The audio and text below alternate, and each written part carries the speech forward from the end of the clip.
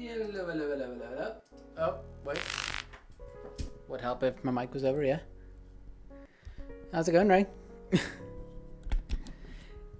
I just, before stream, got my coffee. Este cafés.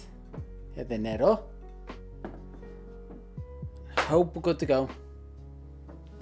I'm hoping this. Oh, desk is a bit high. What's going on? Oh, it always throws me off the Discord notification because it comes up as a different message. The desk is a bit high today. Where is my music? Can I not hear it? My headphones not in, right? I'm good. Been pretty uneventful, other than when I was like driving home and I saw someone on like my doorbell camera, wondering why they were there. And they were there because I was watching, like half like out the corner of my eyes, seeing if the car was still parked out front of my house.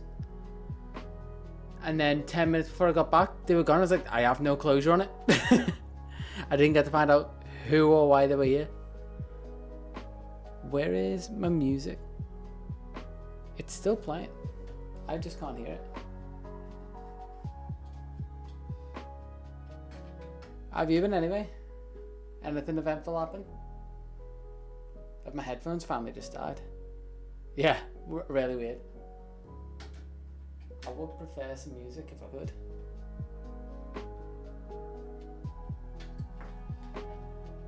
Still coming through my speakers. You might hear it double. Or if, oh, wait. I might know why.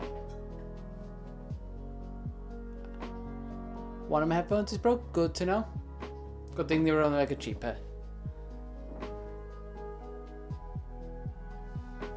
But I have those days a fair bit. Getting slightly better. But yeah, I have like bad issues with my shoulders, so I get that quite often. Especially weirdly when I don't exercise. Exercise helps that sort of. Yeah, while we're just chatting and stuff, let's lower the music. Just let me know if the music's a bit high. I'm gonna lower it for me. There we go. That's all good. Let's get over to the game. I haven't closed this since the last stream, so we're actually still on, and I need to unpause the timer. Sweet. I've still got the catch combo from last stream, so hopefully it should be about, I want to say we ended it at about 200 odd, and I've got to click into this. Hey, how's it going, bud? You had a good week so far? I'm really conscious of how the speakers have been editing people talking all day. It's like any weird little pause, I'm like, oh, that won't edit well. And I just realised if you're trademarking another nickname for me. Oh, nice. I don't think asked you. And feel free to just not tell me. What do you actually do for work? I know it can be a bit versatile, so if you want to, that's great. If not, it's fine as well.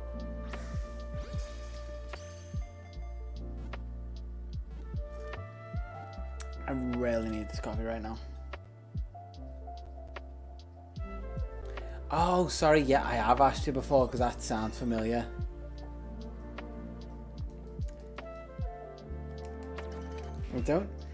I don't know why that reminded me, or whether it's because I was just doing it like before stream. Because I needed something to like wake myself up, so I just like picked up my guitar and started playing along some music. I realised I can imagine. I don't like dealing with money like when it's my own stuff, so other people's I can imagine I'll tell. But yeah, picked up my guitar before stream, playing bits. But last night I have a bad personality trait. Because I was playing and I have a bad habit of the top of my finger when I like hit the strings. Occasionally I like flick off a bit of skin, little bleed, whatever. I had to finish the song before I even considered getting a plaster for it. I was like, ooh, that's a bad habit that I've never noticed I got before. Like, it's a weird, I don't know whether it counts as OCD sort of thing. The fact that I had to finish the song before I even did anything else. It just meant when I finished playing, I also had to clean up the guitar a little bit. We're not talking something big, just like tiny little scratch. But metal strings, you don't really want to be whacking your fingers on them. Yeah, let's just call it commitment and not OCD.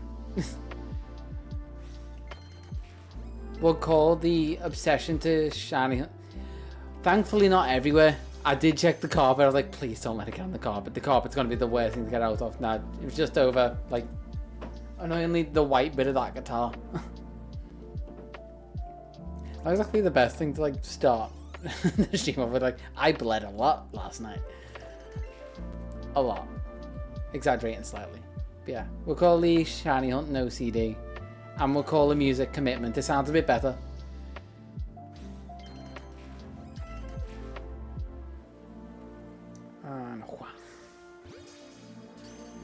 Yeah, I think it's going to be a pretty chill one today.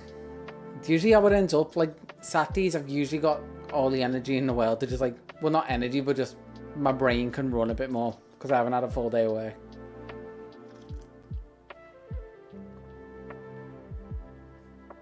Nope, I haven't changed a thing.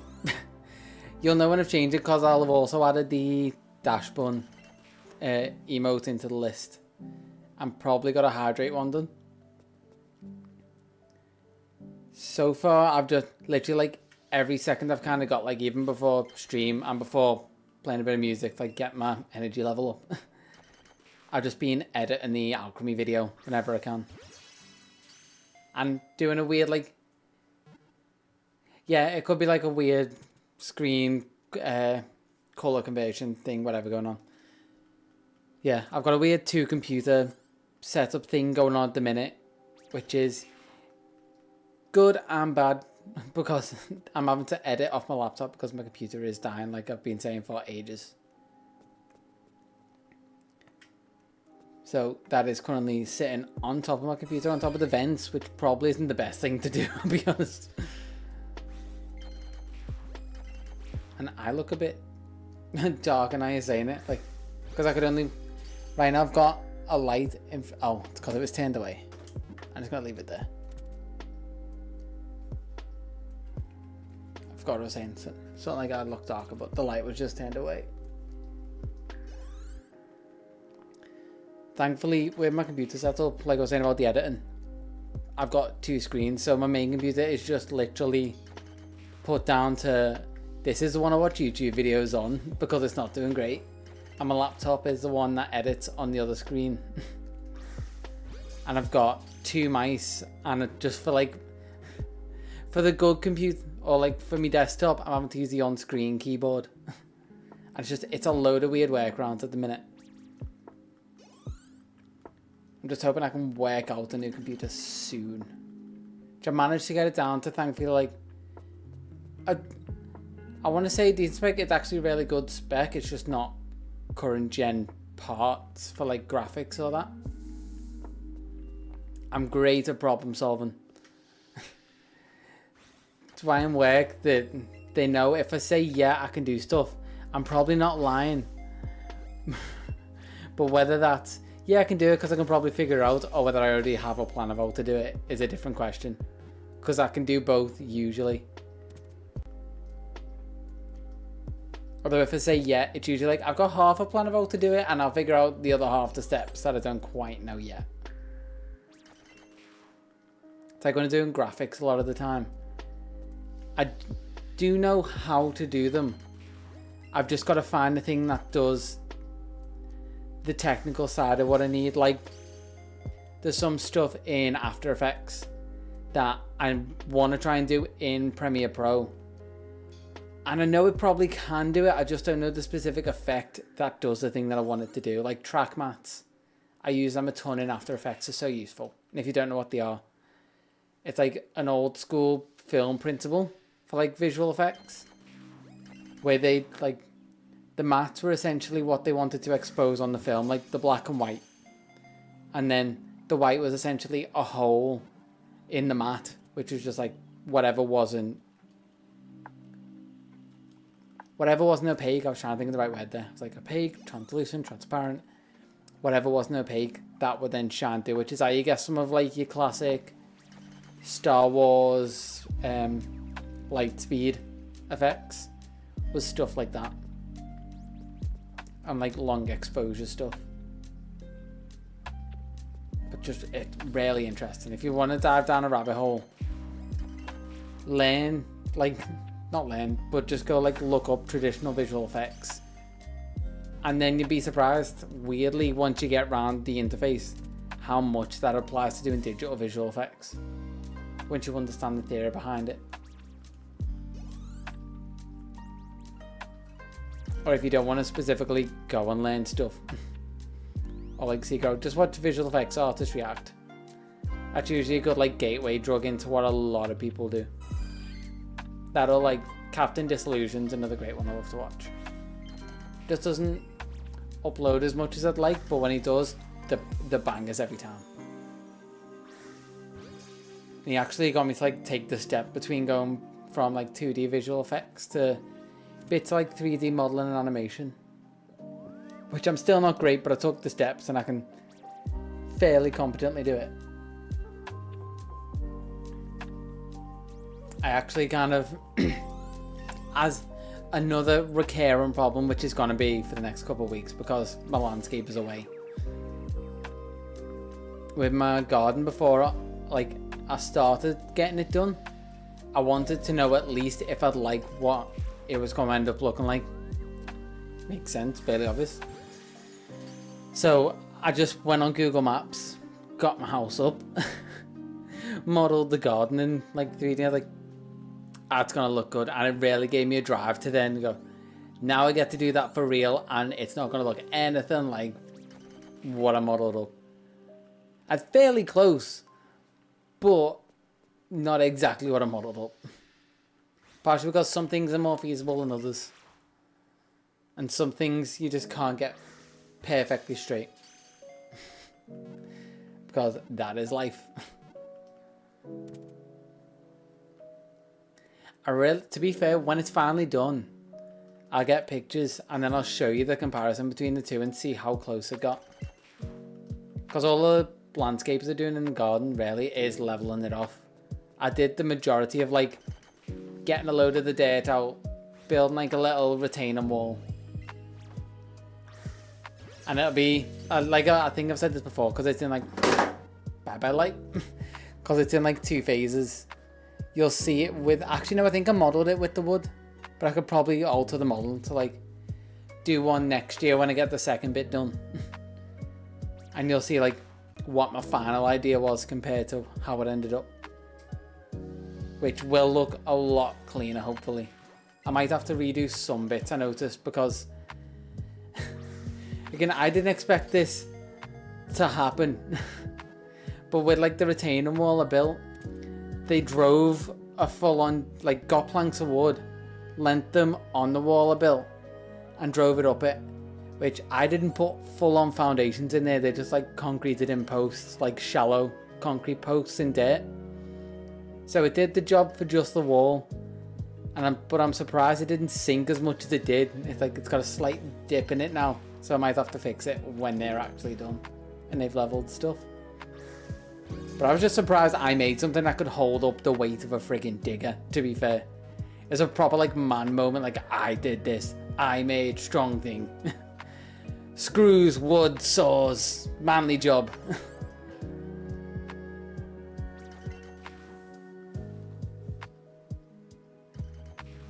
And annoyingly, I got them in. Yeah. Like, I just embraced the man moment. Like, no toxic masculinity. I was just like, I did a thing. Just, oof. Not gonna flex on stream, just gonna hold the arm up and not like, bam.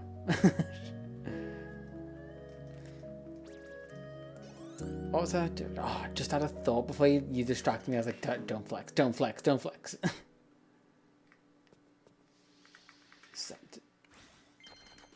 Oh, I forgot.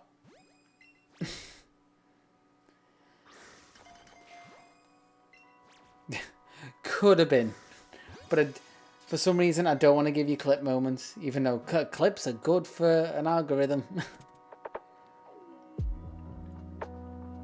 Getting up clips, start doing like highlight videos for the second channel instead of just stream VODs.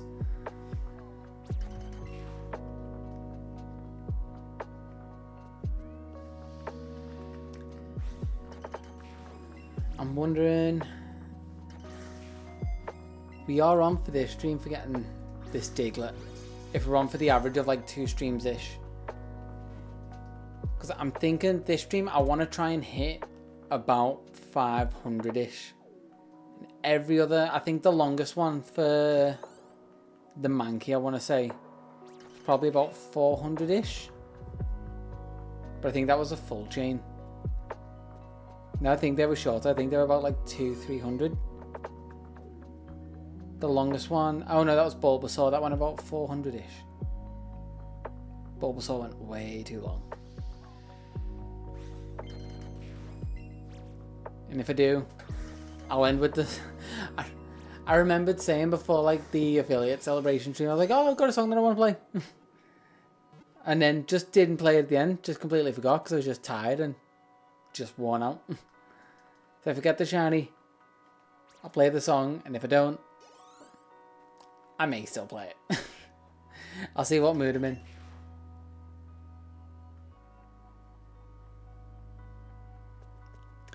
No, I think I've realised uploading the VOD that the last stream was the first stream since I started doing it that I just didn't get a shiny. Like even in the ones that I didn't get like a Bulbasaur, I still got a random shiny Pidgey. And the one where I just didn't get any shinies, like when I hunted the Bronzor or the Diglett, I still got a shiny Chansey. That was the one where I just straight lost. So I've broke the streak that I'm kind of happy with that, to be fair. Less pressure.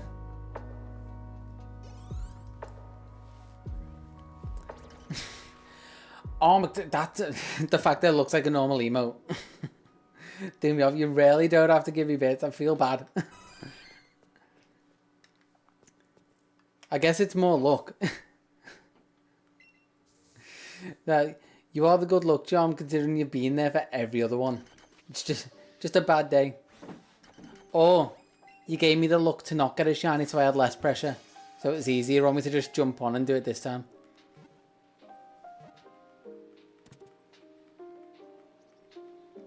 I swear, I don't know if it's something right or wrong with me, but just people throwing money at me, I'm just not comfortable with a little amount or a lot. Just never comfortable with it. Like there are some people, like say my brother-in-law, will go see a film and it's just like, well, you pay for the drink, you pay for the tickets, I'll pay for the drink and snacks, and that's fine. It's kind of equivalent exchange. But say if, I don't know, my mum buys me something for the house or that, I'm like, I'll throw like 20 quid at it. I'm like, I know that's probably about what it was. Take it. I'm not comfortable with you giving me things. Unless it's like specific occasions, like birthday or Christmas, I'm comfortable with it. Or like the housewarming. Stop with the bids, please. You really don't need to. The worst one, I'll tell you, with like me being uncomfortable with seeing, I'm just not great with money anyway, because I'm kind of very stubbornly independent. I need to pay for everything I get.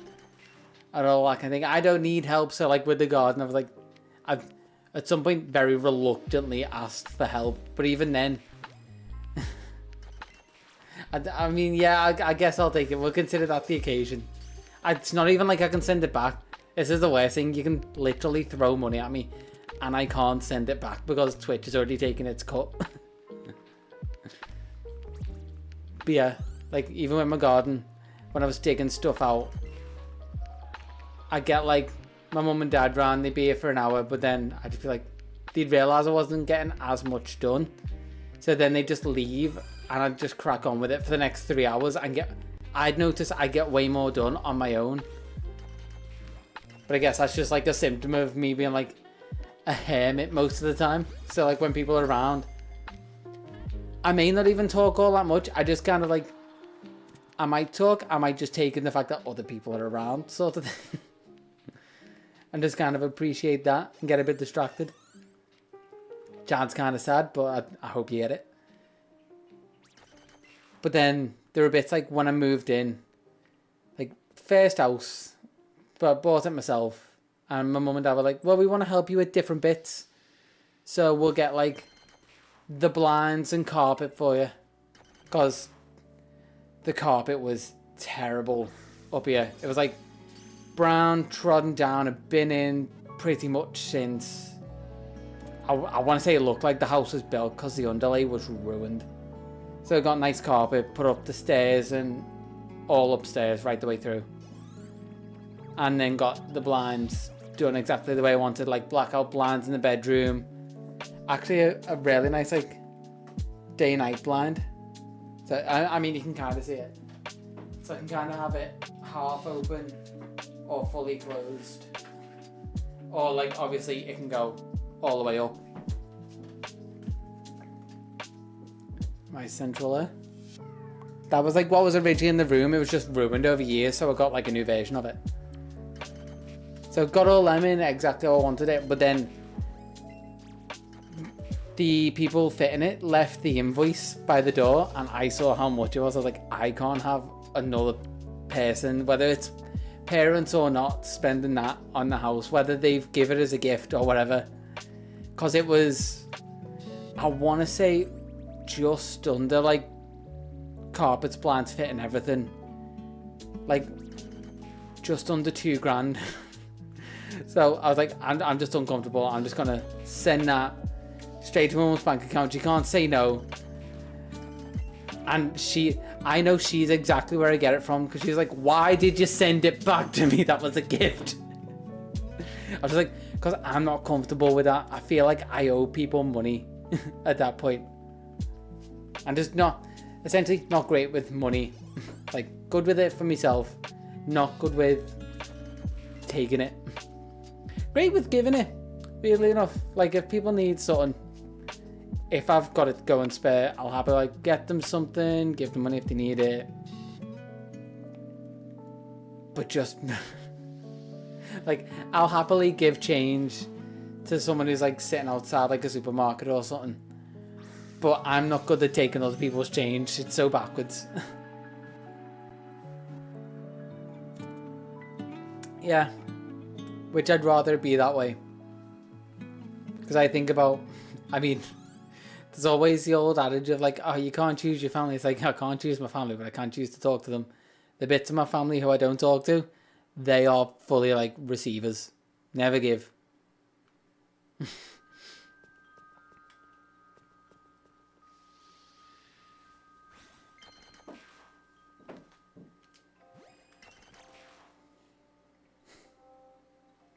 Yeah, that's an oof, more of just a fact of life.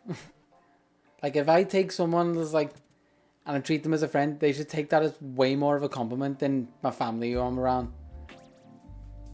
Like, if I consider my family friends, then I'm closer than if I just say, like, just cousins that are related by blood. I just never really earned a decent wage and put a lot away, which is, thankfully, how I've got my house. Yeah, pretty much. Because I've never really had a lot of money because I put a fair bit of money away in savings. Like, even when I was working minimum wage at McDonald's, I'd still throw money into savings, which helped me get this. But then in terms like treating people, it was actually when I got my tattoo, that one there. My housemate, he wasn't my housemate at the time. This was a year before. He went with me to get it just so I had someone to chat to, and he just needed an excuse to just get out. So went there, got it. He saw how much it cost me, and to be fair, I'd be taking a stab in the dark at how much it was because I feel like I have not got the memory. It was that long ago. It was... How old was I? I want to say I was probably about 19, maybe just 20-ish when I got it. So we're talking like 5 odd years ago. Plus it was London prices, so I can't base it off Liverpool prices that I'm used to. But yeah, the really roundabout way of getting to like afterwards, after he saw what I paid for, he's like, oh, we'll just go back to yours, play some games, grab some pizza. I'll order the pizza, it's fine. I happened to peer over his shoulder and like catch on my eye. Like I wasn't deliberately looking over. I just used my peripheries a lot, which is actually why I can't wear glasses comfortably, because I end up seeing the frame a whole ton. I can't get used to it. And I just caught the fact that there was a minus figure in his bank account because he was in his overdraft. I was like, I'm still in positive. I can't let you pay for this. I can't have him buy pizza and get more in debt. Even if it is only like 20 quid. I'm like, I'll get this and we'll chill. Because, again, I'd just rather treat people. That was like one of the few times I was like, oh yeah, I'll take it. Unless it's like, yeah, and I'd hope anyone who I associate with would, whether I know you in person or not. Yeah, that's what it was. I was like, I feel guilty if you've offered and I now know they weren't in a good situation. So he was like persistently in debt. Like, not great with money. Thankfully, he seems to be way better now. I felt so bad because I don't get to talk to him a lot. He's like, I think I've said this, he's one of those friends where you can not talk to them for a while and then as soon as you start talking, just click straight back in. It's been too... Yeah, we really appreciate each other, to be fair. I wingmanned him enough on like nights out or like just first time he'd be going out with people, I'd just be there to like help him be a bit more comfortable. Even if they weren't the girls he ended up going out with. I still helped him. But yeah, he's messaged me twice now. And he'd be like, oh, are you free Wednesday? I'm like, oh, I can't do Wednesdays because I've now committed to streaming on Wednesdays. But I definitely need to catch up with them at some point. So if you ever randomly don't do a Wednesday stream, it's probably because he's messaged me like, I just need to catch up with him. Especially with like the friend's wedding I'm going to in September. He's a mutual friend. So I need to see, 1, if he's going. Or 2, if he can be my +1 and we'll just like bro date it out. I feel like that would just... It would just be quite sick. Like, we haven't met up in person for ages.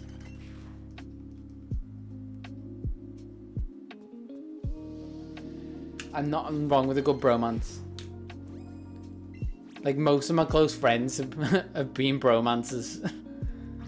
To the point where, like, in college... This is one of my tutors that did this. Me and, like...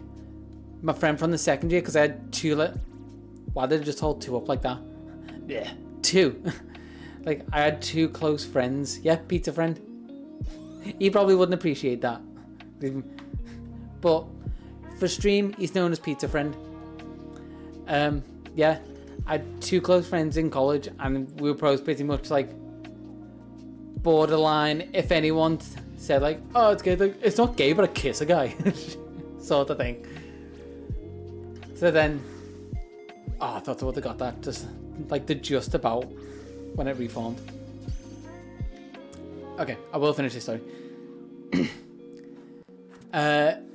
He just came up to us one day, our like tutor for the media course, and just went, "Are you two free to help like the year below with one of the film projects?" We're like, "Yeah, sure. I guess we've got time to go out and film a little bit." It's like, when's this? Like, oh, they're going out this afternoon. It's like, sure, why not? Like, what roles are we playing? This is both of us being like, we're not actors. We're on a media course, and like I've said before, I went specifically on an editing course to get behind the camera or behind the screen. never really in front. This is just something that happened. And he was like, so the role is it's two guys. And we're like, okay, yeah, fit that role. They're like really close friends. Like, go on. And in a roundabout way, basically went, so there's two guys in a relationship. And I'm like, oh, okay, we see why you picked us. And thankfully, everything in that film was right up to that point. Like, and now, kiss. We're like, okay, we might be close, but we're not that close. We will almost kiss. We will jokingly, like, caress a thigh every now and again. Just be like, yeah, like gay chicken where we both know we're gonna lose, pretty much. But that was one of the tutors acknowledging, like, okay, that's the bromance going on. I don't know why, which, like, any of my close friends, I always find we have that dynamic, but I just feel like that's two minds thinking alike. Because I've always been, like, just super comfortable with myself. Like, even through school, be like, let's get changed for PE. I was just like, I don't care. Clothes off, no towel. If you want to look, I don't care. I feel like it was weird that he acknowledged it, but it was very noticed by the rest of the group as well, or like the class. Because it was just kind of an in-joke, not like a behind our back kind of in-joke. Like, we'd fully, like, be in on it ourselves.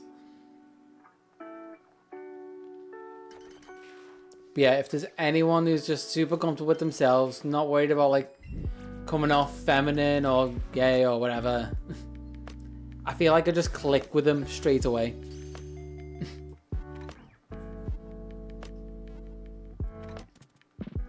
That bit, like, I get there's certain people you might be comfortable with.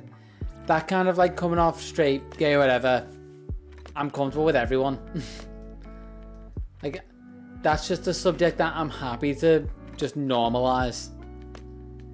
Actually, weirdly, it's nerdier stuff that I get a bit more self-conscious about. But I feel like that's just because I grew up with the stigma of nerdy stuff being kind of like, oh, you don't do that, you gotta just, like, watch football and I don't know. It doesn't work for when you're a kid, but watch football and have a beer with the lads. And the nerdier stuff was kind of shunned. Because that's why... Just stuff like... I was about to say, the reason I haven't played Black 2 and White 2 was because of that period of secondary school for me, was when I was trying to not come off nerdy and trying to force myself to not be nerdy, so I deliberately didn't play those ones to try and be like, oh, I don't need to do this, sort of thing. And then I just kind of, like, found my niche of friends. But even then, Pokemon, like, the kidding stuff kind of took a backseat, but the nerdy stuff fully came, like, front and center. Because my friend group was pretty much like, yeah, they played Call of Duty and that, but then it was like Halo, Oblivion, Skyrim, Mass Effect, or like sci-fi nerdy stuff. All there. Yeah, I've just embraced it now. I still don't fully bring it up. Like, if people ask, or like I get a hint, I'll talk to them about it. Like, there was also weirdly like maybe I should embrace it a bit more. So I was like, what other nerdy stuff? And I was like, okay, I like bits of anime as a kid.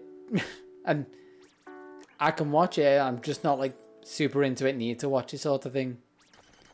But stuff like that, I'll occasionally catch some people talking about different bits.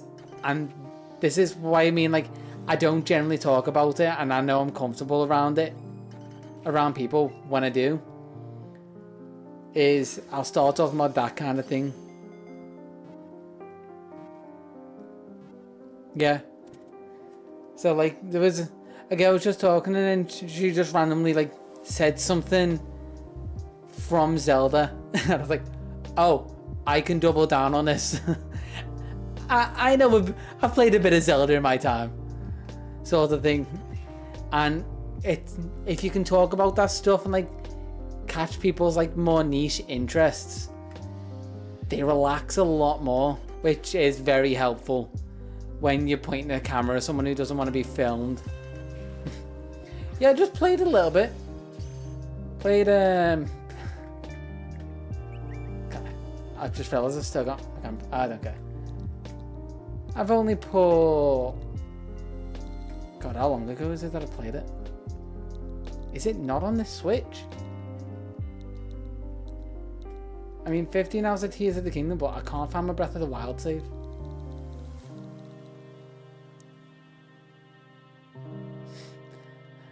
But yeah. I played a wee little bit. I still need to play more Tears of the Kingdom.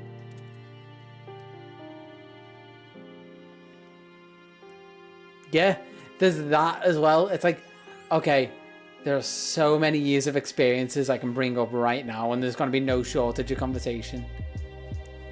So I feel like that is part of like people's social anxiety, is like, I can jump into a conversation, but it's like, I don't want to just have like a dead conversation. And like I've said before, I can embrace an awkward silence. That's completely fine with me. I do need to get rid of my camera for me, because I realise I might be missing shinies if it's under my face. Yeah, I can embrace an awkward silence, but there is still that in the back of my head. It's like, people are going to be conscious if a conversation dies. I don't mind the silence, but if a conversation's dead, it's almost worse. And that's the bit I can't deal with. And there was another one, and this wasn't like long after the start of my current job. A guy just randomly brought up like little bits of narrative, little bits of like Naruto. I was like, oh, I haven't seen all of it. I've actually seen more story breakdowns than anything, but I watched a fair bit of it when I was younger. It's like, I can embrace you on this, and you just like saw that wall drop. And he's not super nerdy either. It's just one of like, this is a guy, if there was ever such a thing as a wall, he's never heard of it. Like, no filter, everything just kind of like comes out. He doesn't care. If something comes out wrong, he'll apologize. But no filter, super loud, but also like super funny, and it wouldn't hurt a fly. As much as I think we get on because we're the same age, but he's also like, oh yeah, I'll strut around, I'll make up. We are very alike. And I've just yet to find that like time where we have a proper conversation together, but I can catch him every now and again. But he doesn't care about like going off gay, feminine, whatever. Also likes like go to the gym now likes to go to the gym and exercise and flex and bits. And I was like, you're also into your nerdy stuff, but you don't drop it every now and again. So I'm just like, I need to like dig, and I'm like, I will find that thing that just breaks you, and you're like, we need to talk about this. And just when you can get those niche interests out of people, it's so satisfying. Which, if you ever want a safe one to like go with, like put bets on whether you can have a conversation with someone, and the odds are probably in your favor if you talk about like gym, health, and exercise. Like, judge a person. If they don't look like they go to the gym or care kind of about the health, but if you notice them eating healthier, or they're just generally in shape-ish, you can have a conversation with people for ages if you know a little bit about it. Because people are more than happy to tell you what they've learned about like bits of the diet, or like what exercises they hate the most is a great one.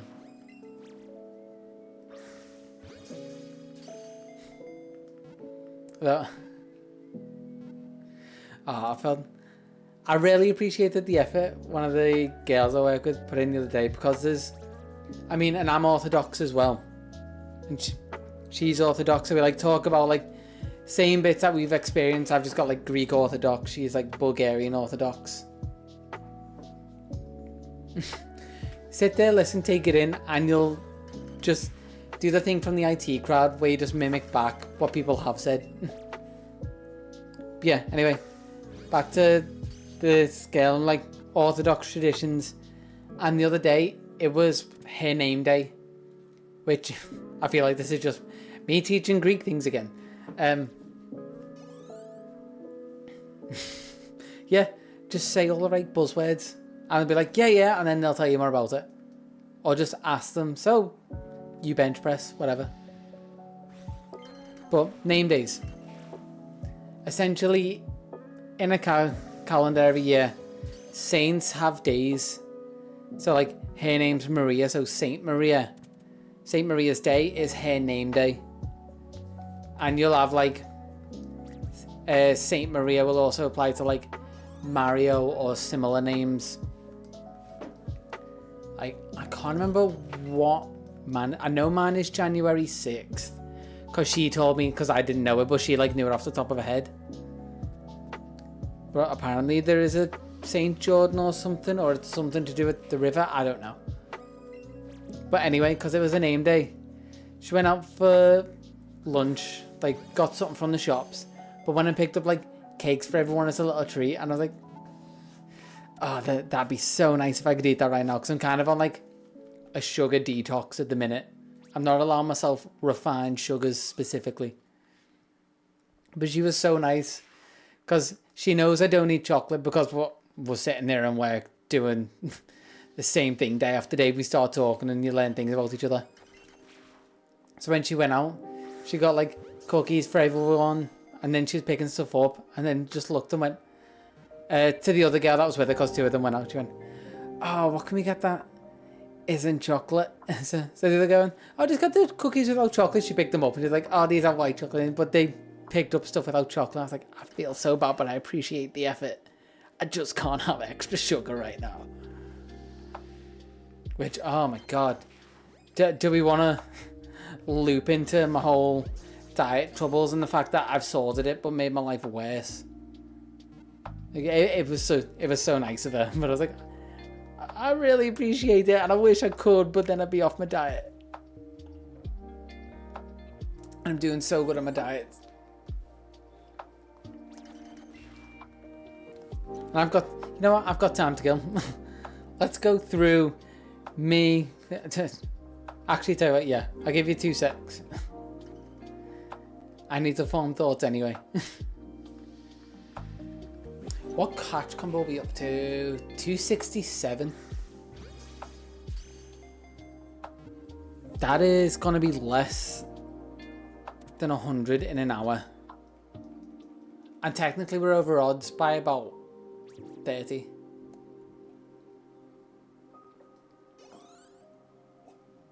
And I'm done with my coffee. It's just at the right time, because I am kind of feeling a colder drink.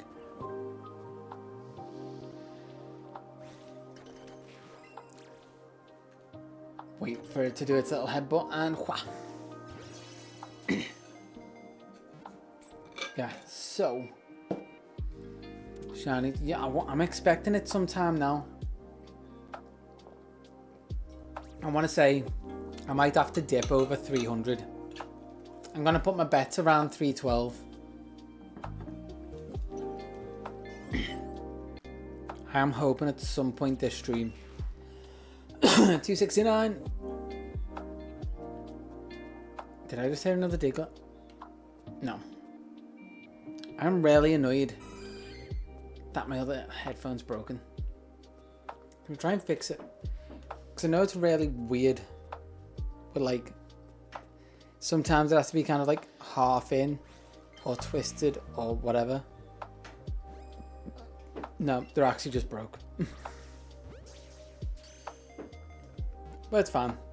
Thankfully they're only like, I want to say like 5-6 quid.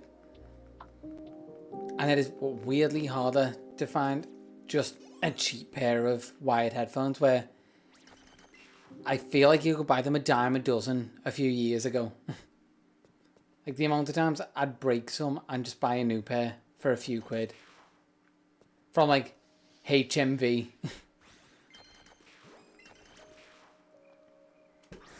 Although trying to find a HMV nowadays as well. I think I found... No worries. Oh yeah, died story. Went on a random tangent while trying to find like wired headphones, and now it's really annoying. And how HMVs just went under. Well, not went under, but it's just really rare. Yeah. So basically, you'd think, and this is me trying to find snacks because you know I need the sweet stuff. Basically, yeah, HMV.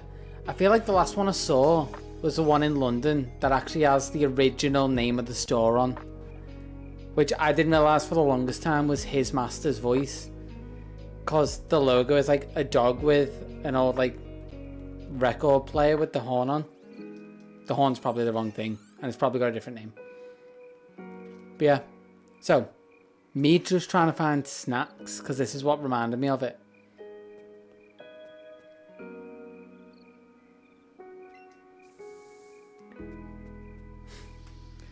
Yeah, they got rid of all the ones from like Central Liverpool. So snacks. I will stop getting distracted. So, trying to find snacks without chocolate. Already kind of a pain, but you can do it. Trying to find sugar-free snacks. Again, a lot harder, but you can do it. Now, I'm just trying to do like diet tests because I just haven't been feeling great generally diet-wise for like the last few months. But I've been like taking stuff out, having more of certain things, just trying to work it out. I specify refined sugars because fruits can still count because they're natural sugars.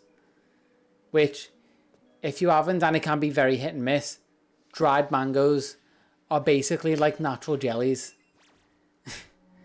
Just like a little bit chewier, but I actually really kind of like the chewiness. So I don't count them as refined sugars, and they're kind of a little bit of a healthier snack.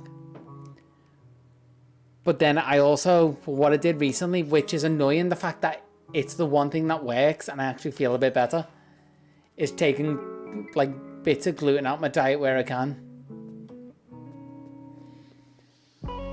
Ah, it's so annoying. Because I used to think it was carbs for the longest time. But then I started having like, for snacks I'd make like rice puddings instead of like, I don't know, having cookies or whatever. Like fruit and oat cookies sort of thing. I'm less on a diet, more just trying to find how I should eat to feel better. So it's like taking certain things out to see what made me feel worse. Apparently gluten gets me kind of like feeling pretty lethargic and bloated. So I'm now currently, and this is why I went, listen, it's a pain for me to find snacks, so don't feel bad the fact that I can't have anything you just got specifically for me. Because at this point, and thankfully next month, I'm off like the no refined sugars and just onto like easing in low sugar bits, and then probably stick on low sugar bits for pretty much forever after this point. Occasionally allow myself like full sugar, like if it's cakes or whatever, every now and again, they're fine. You're allowed yourself treats, but stick to low sugars. Yeah, and unluckily we don't need XP sacks right now.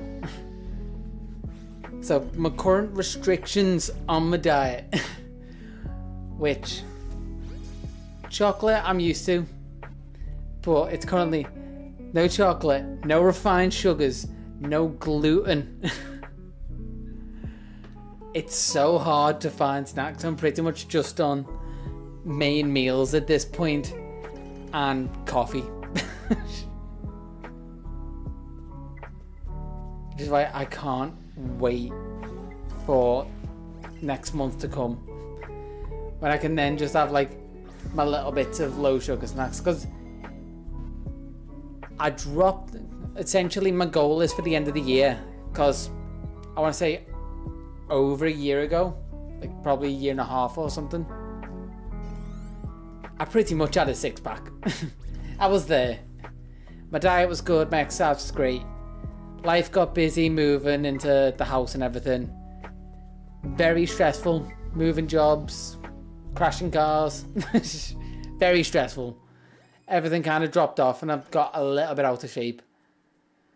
And trying to get back into that shape is so hard. And I was trying to just do everything like I did. And I realised the way to do it is in sections, because I did that accidentally the first time.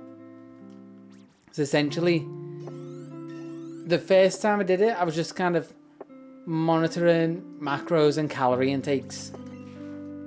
Which macros I can't stand, but it probably did help. And also I wasn't really cooking for myself. I'd get back from work and my mum would cook something and we were all generally being pretty healthy. And she'd know I was avoiding carbs anyway, so that.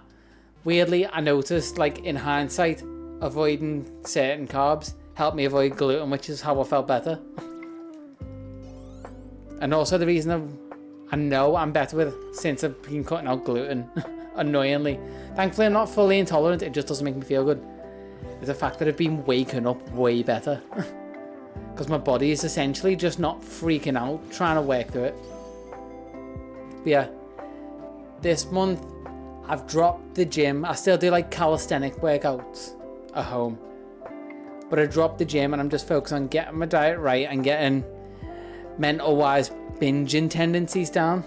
That's why I'm on the no refined sugars, because I've got a really bad sweet tooth that I just need to get under control. Because if there's, say, like, this is how bad I was, if there's a pack of biscuits in the house that I bought in that day, I'd be like, oh, well, I'll only have like a couple. So I'd have like 3 or 4, I'd get out the packet. And by the end of the night, I would finish the whole packet and not feel great. Because of the gluten, but also the fact that I'd finished a whole pack of biscuits and that's like 2,000 calories right there, like your daily intake of calories in pretty much one sitting. And then my body go into shock. One is sleeping, like how you have like that post-dinner coma. It would be that. Biscuits are my kryptonite. Biscuits and cake. Jellies I'm kind of okay with. Even then, it depends on the jelly. But yeah, my sweet tooth was bad, so I was like, let's just go on a proper detox of sugar and ease myself back into it and see if I can get those under control. But at the same time, also, don't buy in. Oh, I almost went and ran into that Doug Trio. Also, just don't buy in snacks, because I have that control living on my own.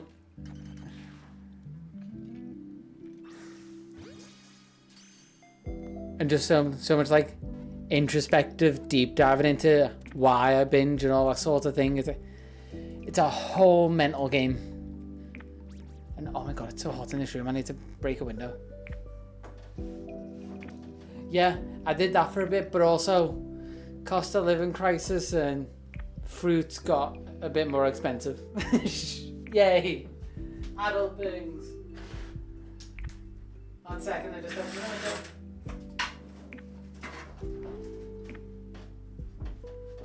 Yeah, I did find I was way better when I'd start like swapping my like after dinner snack for like an apple or something.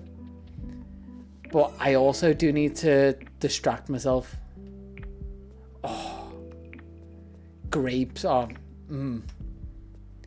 The good thing when you eat fruit, you never feel bad if you have like a full pack of grapes. But if you have a full pack of Haribo, the guilt kicks in. That's the other thing. I said this to people in work. It is ridiculous how much crap I can buy for like...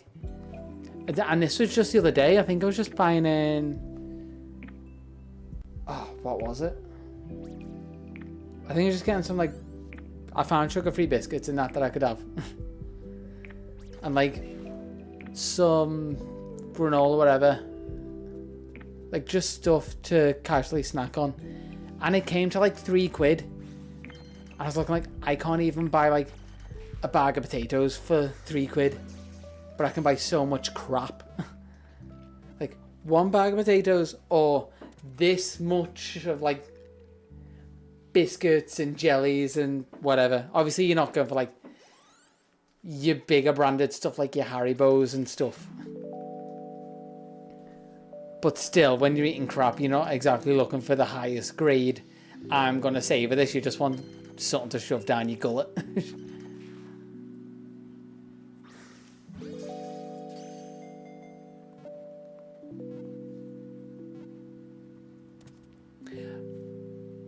Yes, expensive, but also you can it is a gluten-free snack. London prices are ridiculous. That is the main reason, because I think I've told you this as well. I went to uni in London and after realizing, oh yeah, back up north, so much cheaper. Like if I was to buy this house in London, it would cost virtually twice the price, if not more. And then everything else. I noticed big chain supermarkets, they can't change the price too much, but it is still slightly higher than the rest of the country.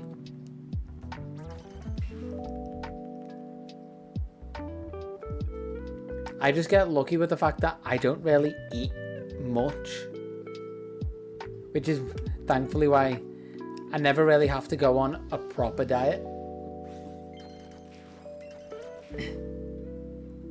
Like people talk about like intermittent fasting. I was like, oh, you can't do that forever. I'm like, that's just my daily life. Oh, portion size, so like you go to like stalls or like you go out for something to eat. Yeah, that changes dramatically. Mainly because they're buying in ingredients. So per ingredient, it's generally a lot more.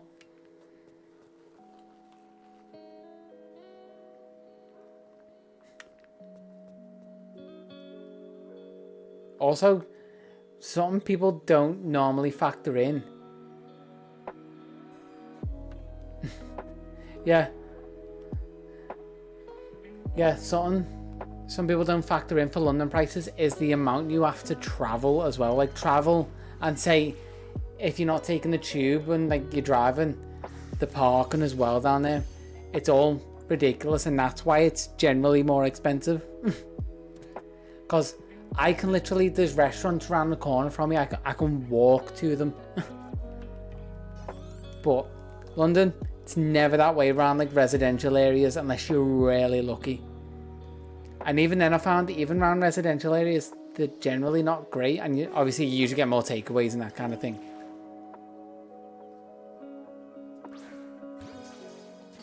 Yeah, back to like the intermittent fasting thing.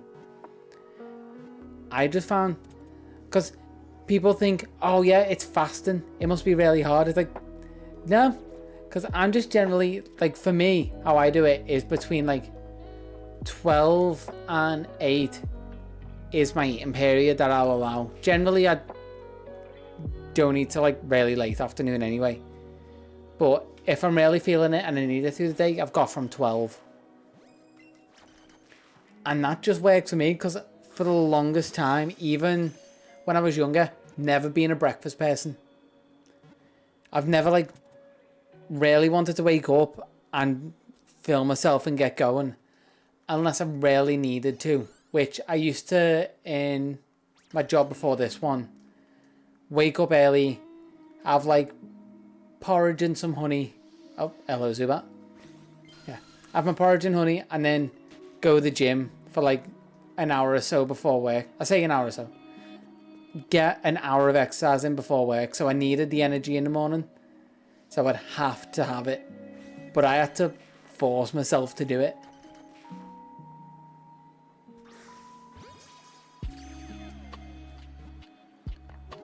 Yeah, there's that as well, because when you kind of get into the habit of doing it naturally, yeah, energy, like you're used to working off less, at least I get used to working off less.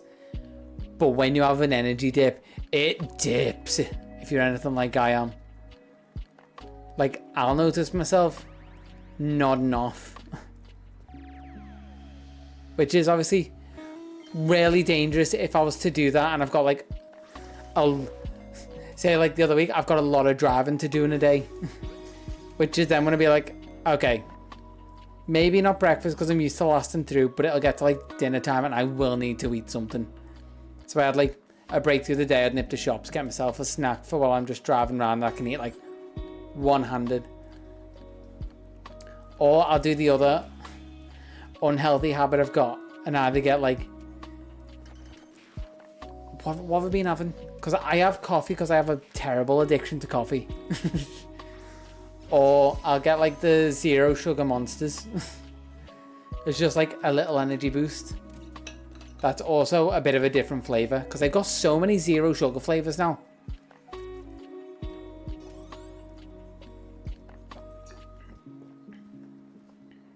I have a slight addiction to them if they weren't friggin' £1.50 a can, if not more.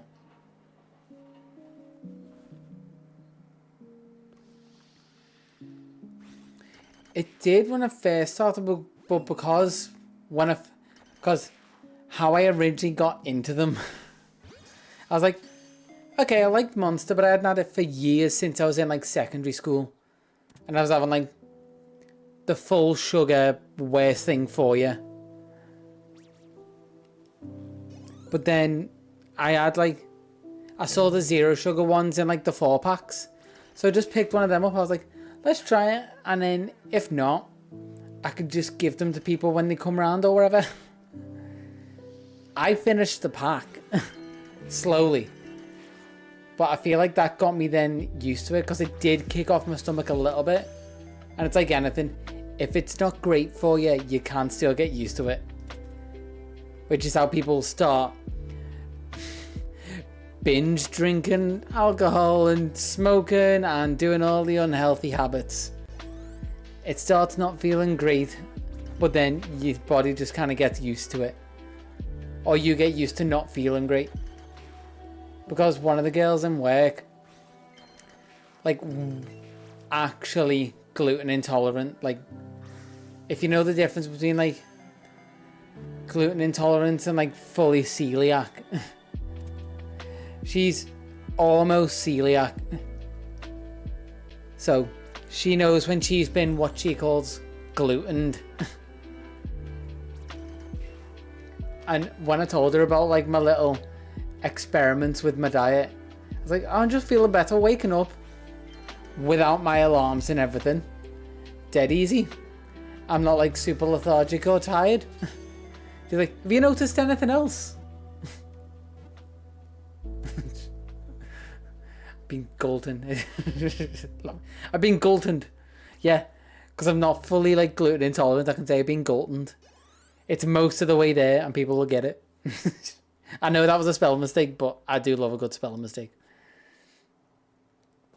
But yeah, she went, have you noticed anything else? I was like, no, other than that, like, I'm generally pretty healthy. And she's like, oh, you won't have noticed stuff, but you will see stuff and be like, oh, that wasn't normal. Which is kind of what I'm hoping, like, with my shoulder issues. I'm hoping part of it was just, like, my body now having the breathing room to repair my shoulders with all the friggin' extra protein I'm also trying to take in.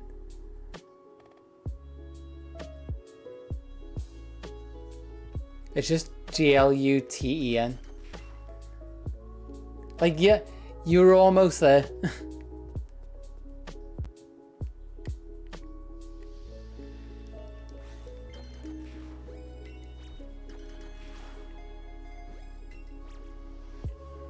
And blah.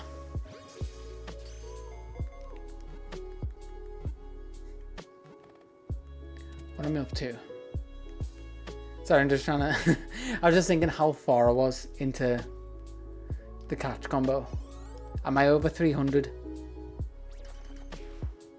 Just over 300. So I've got to get it at some point. Because I don't want to stay on for too long. One, because this room is absolutely roasting. Because I've had my computer and my laptop going.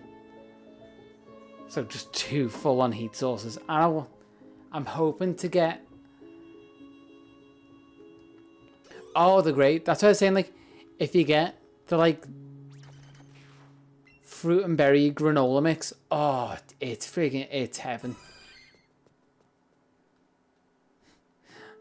It's actually really bad to the point where I'm like, I will binge that. I just have bad binging habits that I really need to get under control. Pretty much. So I'm hoping this month of like experimenting on myself helps it out. And then by Christmas, when I'm just like, oh, where's the peak of like the 6-pack I've got? Because I'm hoping next month, when I'm back in the gym, I can start cutting up again. Because I'm essentially cutting weight at the moment, just from like my extra binging and that. I just put on a little bit of extra weight that I shouldn't have. Yeah, then I can properly flex and not feel like, oh, I'm just tensing to look good. It's like, oh, I look good now, just tense to look better. Because that's the goal. Because people always, weirdly, when people try and get in shape, and this is what I found helped me to get in like really good shape, people give themselves a goal and stop at the goal. But the goal I'd always give myself, because it always seemed kind of realistic, but I'd also never get to it. I always said, I want to essentially look naturally like I do when I tense. Which right now when I tense is how I used to look naturally. So I know it's achievable, but you'll also never get to it because your tense will also look better than you do naturally, even when you're in great shape. So it's an unachievable goal, but you can always inch yourself closer to it. And at some point it just becomes maintenance, but as long as you're striving towards something that can kind of be achievable, then it's motivation. And it's the most instant form of like, what's my goal? Because a lot of people go, oh, I want to lose weight, but they don't know what shape they're going to be in. So they go, oh, I lost all the weight, but I'm not kind of in the shape I want to be in. Where I just, literally, sometimes I will walk past the mirror in the morning, like, well, not in the morning, because I generally get like a shower before bed. Like, I'll get out the shower, walk past and go, okay, what shape do I want to be in? Because essentially my bedroom is over there and the bathroom's there, so I'll walk along, and in between this door and my bedroom door is a big like full length mirror. I'll look in it, I'll tend to go, that's what I'm going for. Just kind of have it sink in my own head and just try not to look at my progress pictures from years ago, because that is the most demotivating thing when you have been in shape and then you're not. It's less like it used to be checking myself out. Now it's just kind of going, you need to get in shape again. I'm going, this is ingrained in my mind what my goal is, and the goal is like, this is what I am, untensing and going, tensing up and going, this is what I want to be. And it's instantly there. You've always got reference of where you should be. Because I also feel like that's, as much as I know it can get a bit like body dysmorphia wise, and you have to have like that perspective on it, don't let yourself get too obsessed with trying to get to your tense. But it is a healthier way than just going, I just want to get thin sort of thing. Like, you're at least going for like trimmed up with muscle. So there's only a certain point you can start like trying to get in shape without get in shape and get thinner without losing muscle, because you can stop eating pretty much and your body will eat away at the muscle, or you can still be eating but just not eating enough or of the right thing, and your body will start eating away at your own muscle first, like once it goes through energy stores. Which is why it's not like people with like bulimia and anorexia and those kind of like eating disorders, they don't have like low energy. Well, they do have low energy because they're not really eating or like taking in a lot of calories, but also they're not super strong because the body is like essentially eating itself. and eating the muscle that was there, which is why they're also generally quite weaker. Which I feel like I would have slipped into that mindset if it wasn't for it. I mean, silver linings to this kind of thing. Like, my sister having anorexia when I was younger. Past it now, thankfully. Still, obviously it's a mental illness, still always kind of there.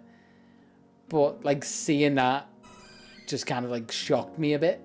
When I was younger, like, I don't ever want to be there. So it just kind of gives you a good perspective on it. Which is also why I try and keep the mindset when I am properly training. And mainly, not when I'm like on bulking months. Because I do things in like months. I go, next month I do this, next month I do this. Because you can build habits over a month. But when I'm on like my cutting months, and it's like, okay, we're going to try and trim off the excess, cut in the lines and do all that kind of thing. I try and train myself as if I was training someone else. So if I'm ever like, if I stand up too quickly and I get like lightheaded, and that happens a bit too often, someone else, if they like were like in tune with what I was thinking and knew my thoughts, would go, okay, you need to eat more. Or like, you need to take in more iron, whatever. Someone would tell me that. But if you're purely focused on like, I just need like the losing weight side of it, you just go, oh, it's fine, I'm only doing this for a month, I'll just stick with it. But someone else won't let you do that, because someone else also wants you to be healthier. And it kind of taps into that mindset that we were saying earlier. It's like, I'm very much a giver than a receiver, because I'm more likely to punish myself, like with these challenges and that kind of thing. Almost kind of like a ye-old religious mindset of like, I deserve punishment because I've probably done something wrong in my life. So like, a bit of hardship is probably needed. But for other people, you want them to have the best life possible. So when you're training, treat yourself as if you're trying to train someone else, and it's a bit healthier.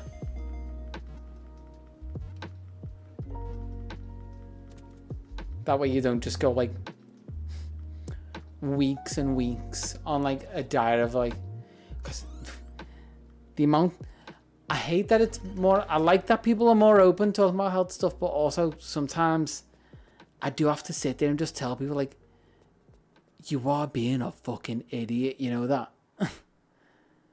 Because this was talking with my auntie, and give me man, my auntie has a myriad of health issues.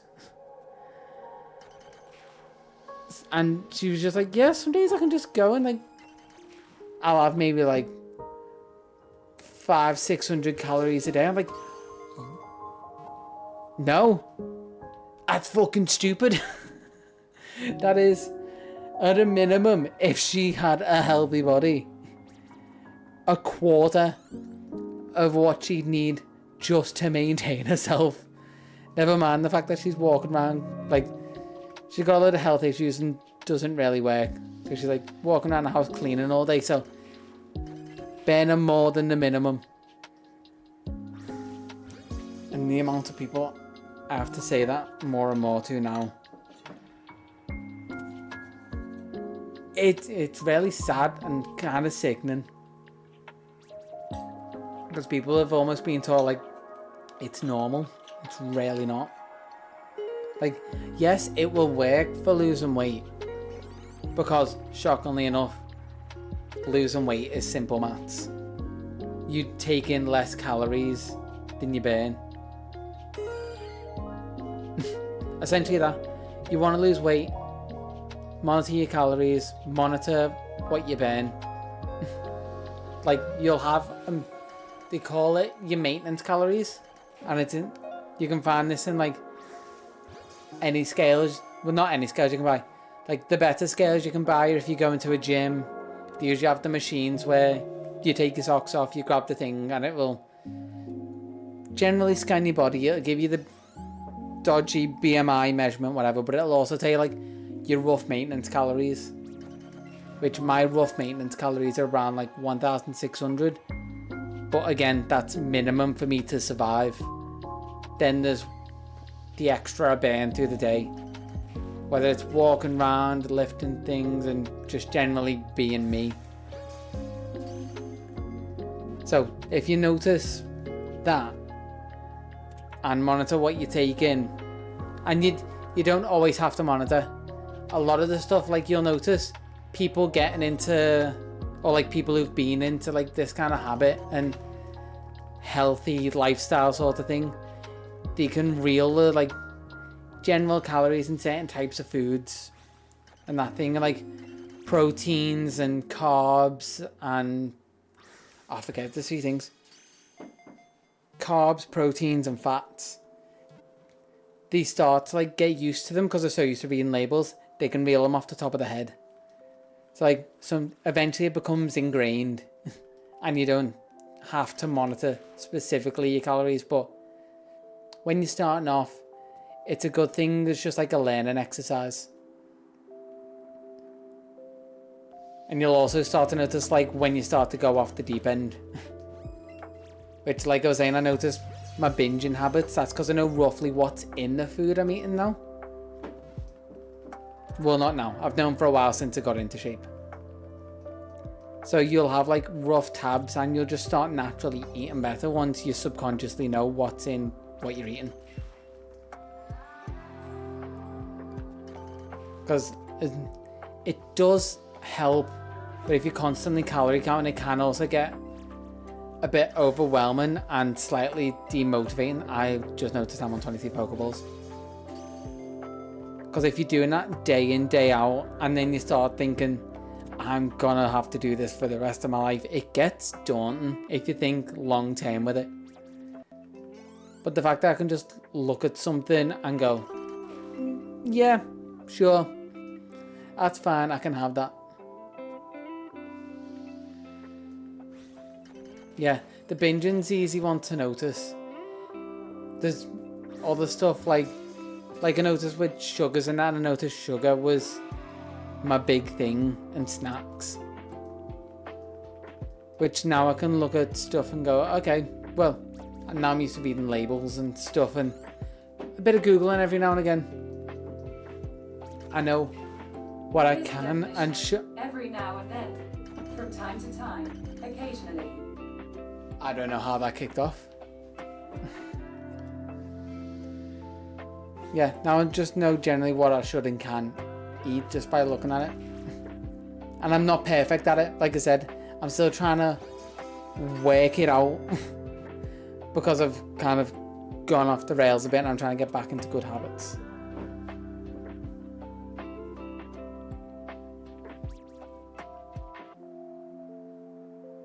Oh, I know what app you mean as well. Sorry, I just finally read that one. Yeah, it's MyFitnessPal, isn't it? Oh, I know. Trust me. We're past shiny odds. We need it. We need it now. Because we're coming up to an hour 20. Yeah, I had to stop using MyFitnessPal. Like, it was good for learning. Generally proportions as well for like proteins and fats.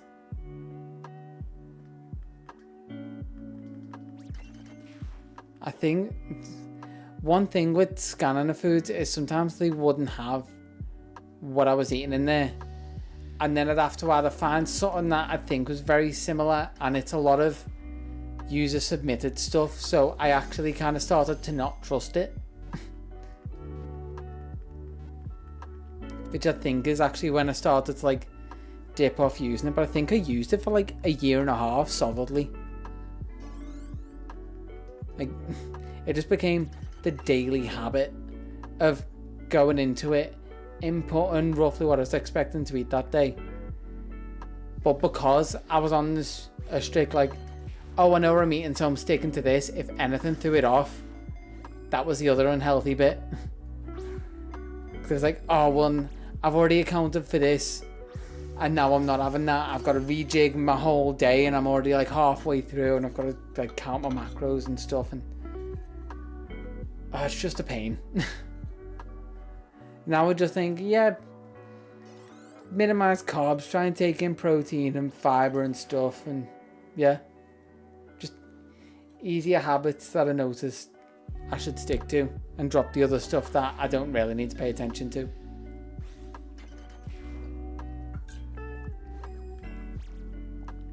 Oh, has that been like a what, half an hour, 45 minutes of just like talking health crap?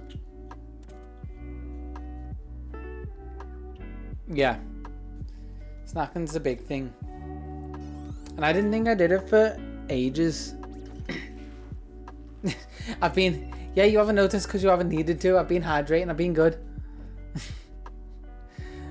That's the other thing is, even when I did use my fitness pal app, I never put in my water because I always knew I was terrible with it.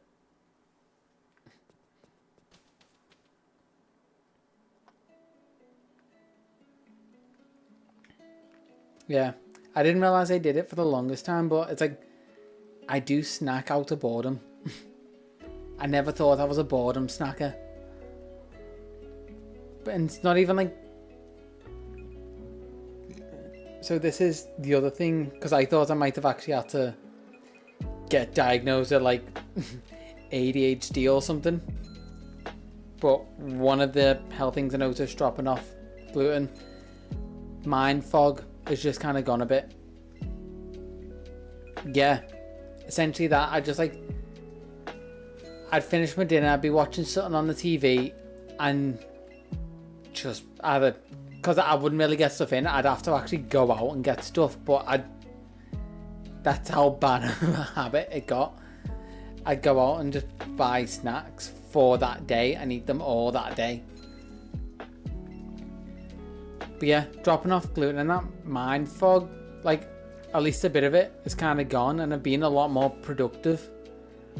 So there's been less boredom tendencies because I've had to do this alchemy video for ages, and only in the last week or so I've been really productive on it, which also means I've been snacking less because I've just been sitting there cracking on with the video.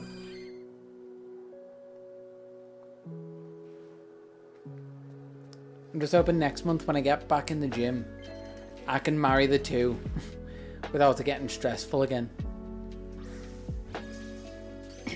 Especially now that I've got my friggin' sleep in order. Still only on like 4 or 5 hours a night. Well, I'd say about 5 hours-ish. Get to bed at about 1-ish in the morning after doing some bits, like whether it's sorting the VOD renders or editing or doing whatever, getting emotes made, doing ideation, whatever, and then wake up at 6.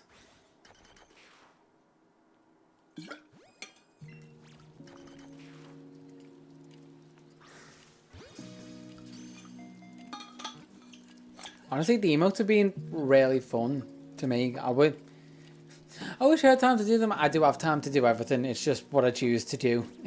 In that time, there's like a list of stuff. And there's only one priority, which is the video-wise, because of the YouTube channels went a little bit without videos. And I've noticed there's a solid separation between audiences. Because, yes, people will watch YouTube Shorts, but the YouTube Shorts audience isn't the audience that will watch main videos. And like they don't, I guess what I'm trying to say is they don't correlate with each other very well. Which is why I want to get the next video out, and also I want to just get in the pattern of it. Especially since that camping trip is coming up real quick. I only realised it is next week I'm going on that camping trip.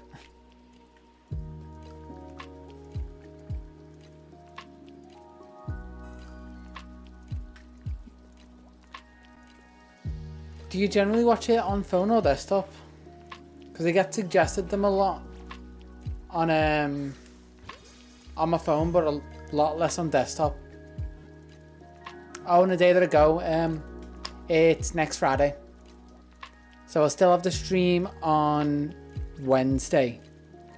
I get back Sunday, and I'll have to see whether I've got the energy after a weekend of like camping and doing stuff, because I don't know what time I'm gonna get back. I'll have to leave about midday.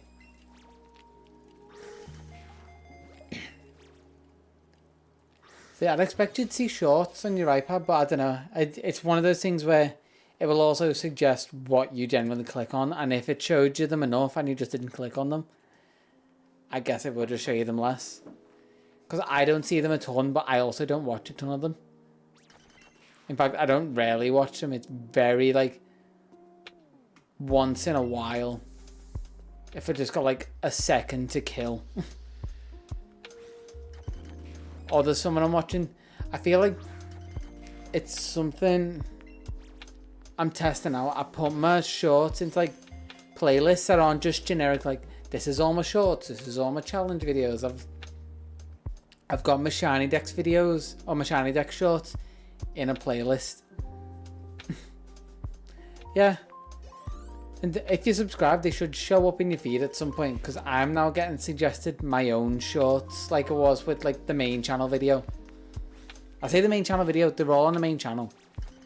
I guess suggested my second channel video, but that's just because I'm subscribed to my own channel. But yeah. At some point I was getting suggested my own video. I was like, I made this and watched this for probably hundreds of hours. I don't want to see my own video again, I'll be honest. Although I was thinking at some point I might do like a director's commentary sort of thing on stream at some point.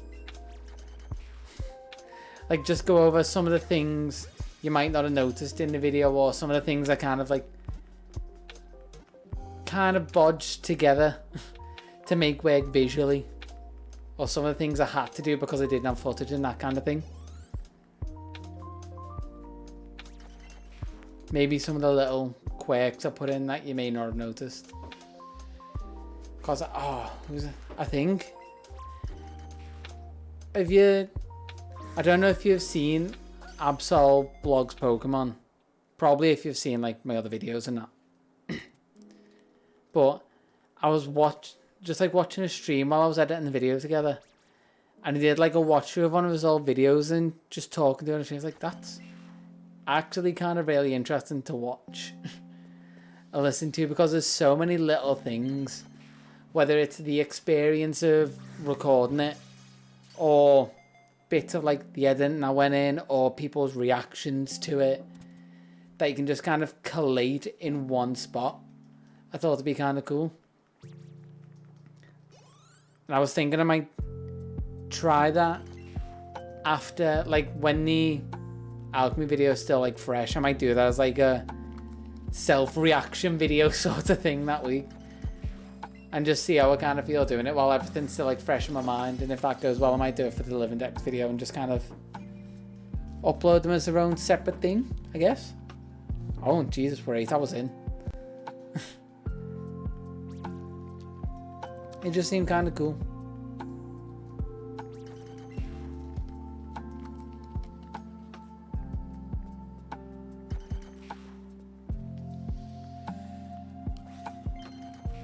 Obviously, doing it for the just thinking too. I went quiet and I was like self-conscious of the quiet. It's not an awkward silence. It's me not being entertaining. Like I'm entertaining any other time. I was just thinking through like logistics and stuff. I was like, the alchemy video right now, the VO, or like the voiceover, is being cut down to like 12 minutes. So that would not take up a full stream. If I did like director's commentary of the Living Dex video, that could potentially be a stream with like the pause and them stopping and starting. Probably be about an hour and a half altogether watching through, maybe more. But for what's probably going to end up like a 15-minute video, it's hard to stretch that to even like 45 minutes. So I'd have to do that with other stuff. I was thinking depending on, well, one, how my computer lasts, but also when I end up getting the video up. It's like I said, my deadline is the DLC release.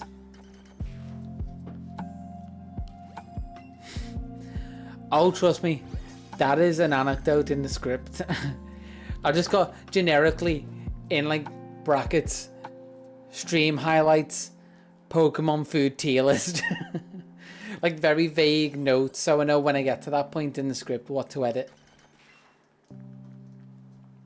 I think I've just, the voiceover just generically says, like, so I start up the stream and it just kind of like started talking about something, and then it's gonna like cut to stream highlights of whatever we started talking about, and then just ended like, so whatever the hell that was.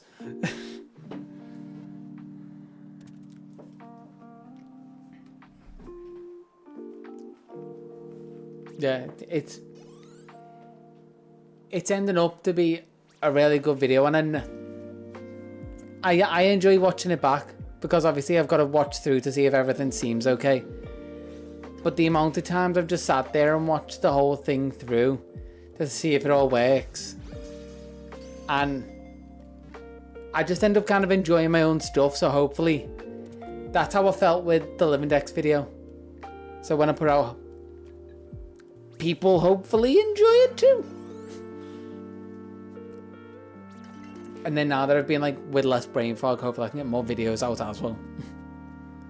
Because it should be like, this is obviously going to be its own little challenge thing.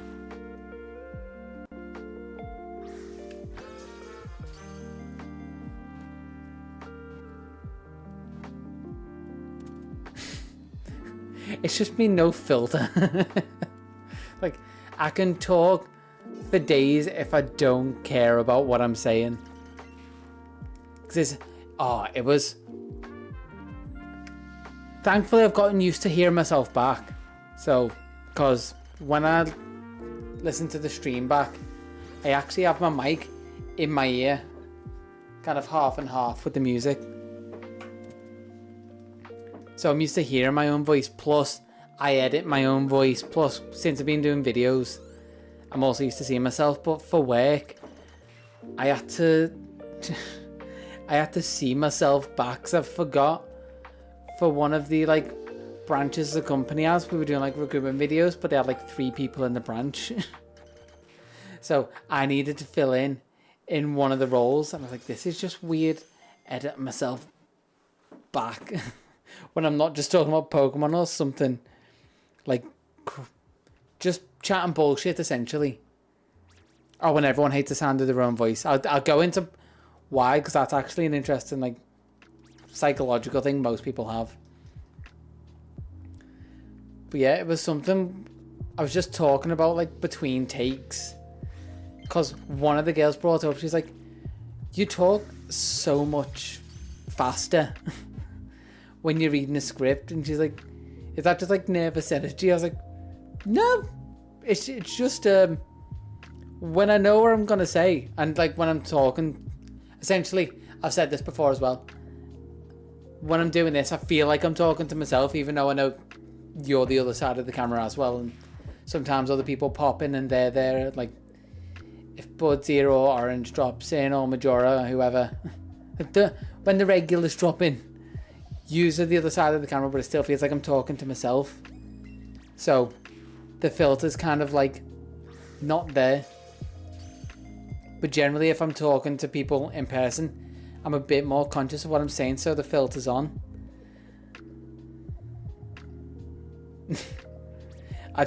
You could be you could just be the next step of like Chat GPT 5, like we're past 4. They're just testing it on very small streamers. And if you are, you've definitely passed the Turing test. But yeah, back to what I was saying. One of the girls pointed out, she's like, oh, you actually talk really fast. And I noticed, and I forgot that I said this. I was like, yeah, what I've got, like, no filter. Like when I'm just reading off a script, or I'm not thinking about the filter and what I'm saying, I actually talk a lot faster. But apparently when I'm talking to people and thinking about what I'm saying, and trying to not be like touch a wrong nerve, or like I'm trying to keep a mood sort of thing and the filter's on. Apparently I talk slower and I just never notice it, and it was weird hearing that back. Because the fun thing about editing people and like doing different takes is I hear everything in between the takes as well. Like, it's not noticeably slower for people who don't really know me, but this girl was with me through like most of those interviews, like seeing me do it. So she's used, like, talks to me every day, seeing me do the interviews and with people. And because when I say like keeping a level as well, I've said this many times. I feel like I say that a lot as well. Like, oh no, you've probably already said this. Who cares if I've said it again? Whatever.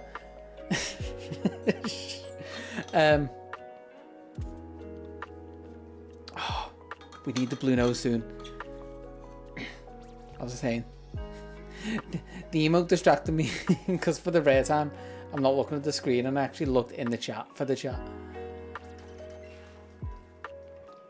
Oh, what was I saying? I actually just blanked. I distracted myself with my own anecdote. I derailed myself, like fully.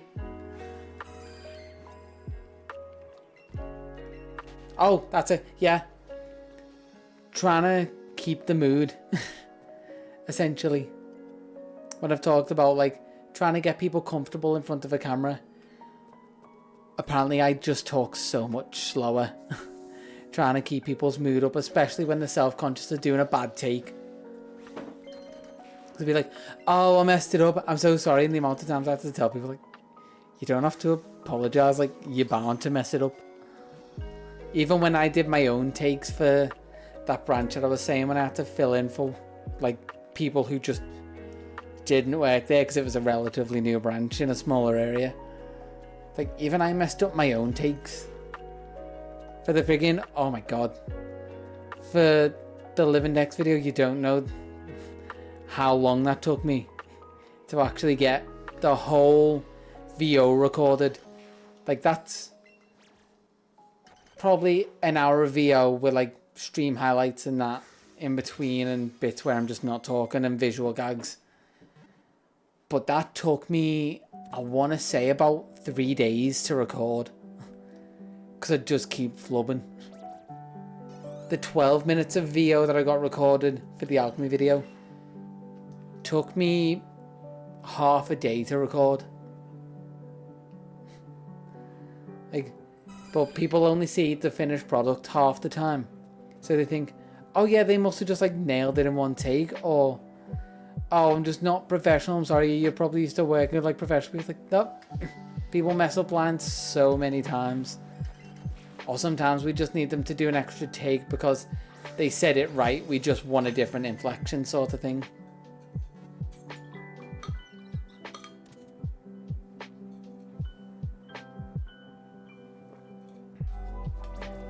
Yeah, generally I'll get a take that I feel is mostly alright, and like I'll know what mood I'm going for because I've written it as well. That's a benefit to doing it yourself.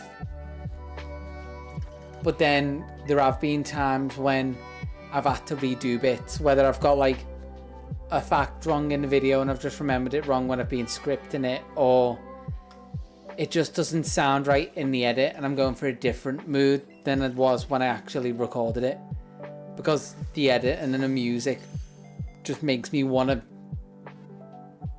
just feel different. Essentially, I'm going for a different vibe. But going back to what you were saying about like not liking the sound of your own voice, that is a consistent thing with everyone, because what a load of people don't realize when they hear themselves back is the fact that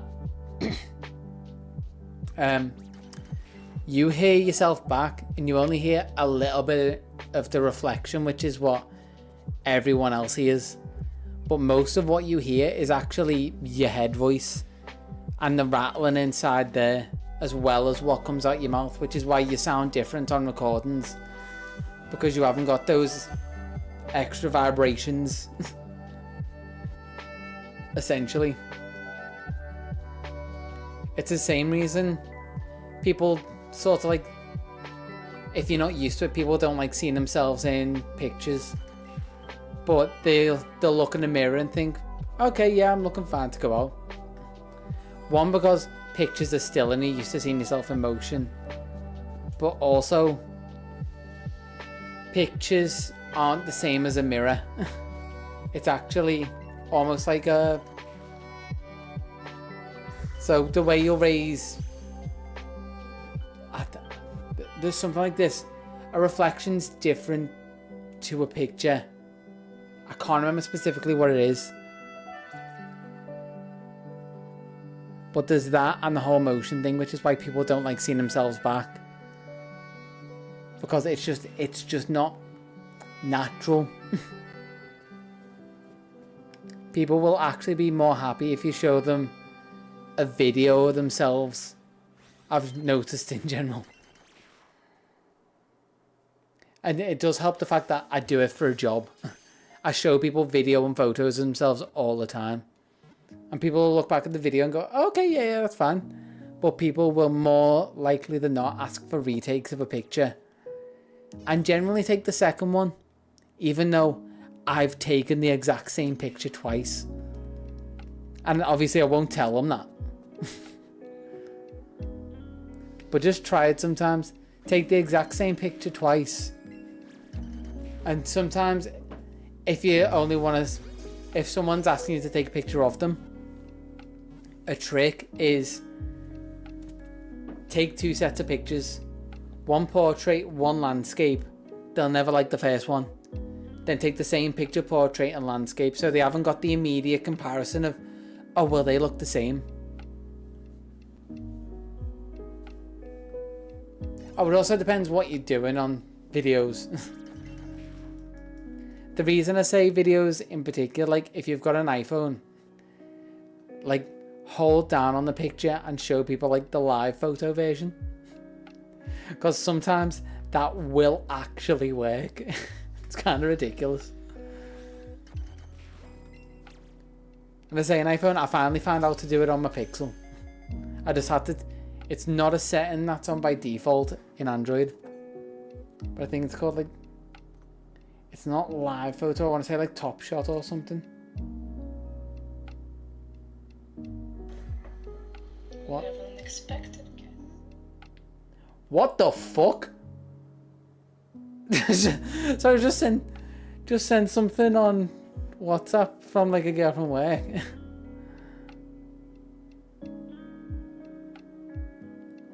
So essentially when you take a picture, it'll take like a short video if you've got live photo on. Or if you've got like Top Shot on your phone, it'll take a short video as well. Oh, so one of the girls I work with walked into a kitchen. Like, so this isn't what you expect to see in your kitchen. And there's a full-on friggin' pigeon sitting on the stove. Of all the things I was expecting to see, it wasn't a pigeon. Just chilling in the kitchen. Like, I've had weird stuff happen, but never quite that.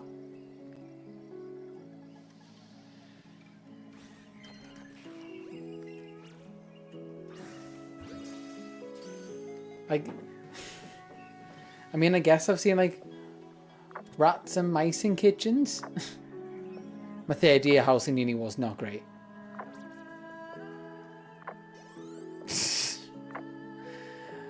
At least if you got it fresh, it was easy to clean up, I guess. Silver linings. I was actually watching a video the other day on like Instagram Reels, because I'm a big fan of Instagram Reels. Still haven't quite got into TikTok. But it was one of them of like a girl playing guitar, and she, door open, clearly lived in like a flat slightly higher up, and it was just like a falcon or like a big bird landed on the balcony and slowly made its way in, and she had a dog, and you may have, yeah, And the dog starts barking at it, and she's telling the dog to shut up, and you're just like, oh my god, please notice, until it's sitting right next to her. And she freaks out, and obviously the bird freaks out, the dog freaks out, and there's water all over the laptop or like whatever drink she had. That's immediately what it made me think of. Except for the girl I work with was way calmer than she was.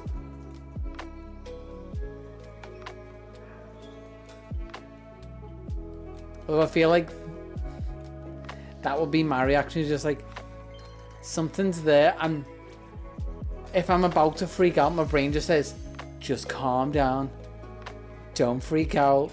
Like internally I might be screaming. Like, on the outside I'm just calm and stoic. In my head I'm just like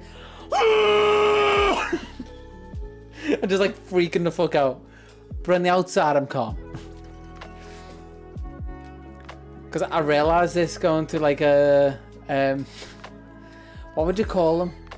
It's not like a House of Horrors thing, but like it was around Halloween. It's one of those like experience things where you have like actors going around just generally being like creepy, sometimes trying to like scare you or freak you out.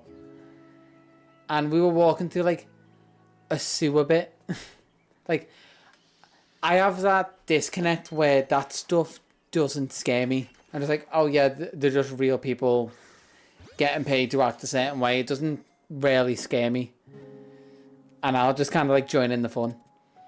But there was one thing I was like, that should have at least freaked me out a little bit. We were walking to like the sewer section of this experience thing. Still don't know what to call it.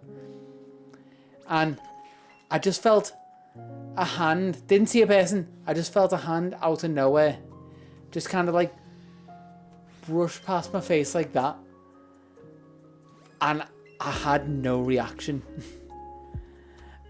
And my first thought after I realised was like, I'm a broken person, I should have reacted in some way, shape or form,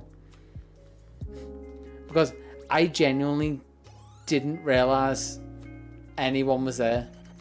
I've had it before where people have tried to scare me and I'm kind of like too aware of my surroundings, like sort of falls in line. Like I was saying, I use my and I may just be a really advanced VTuber connected to an AI. But I've had people try to scare me, like one of my friend's dads. I was just sitting there on like the couch in like a bedroom, but the couch was backed onto the bed. So they kind of came up behind and did the whole thing where they like touch you on the shoulders and go like, huh, and try and shake you and scare you.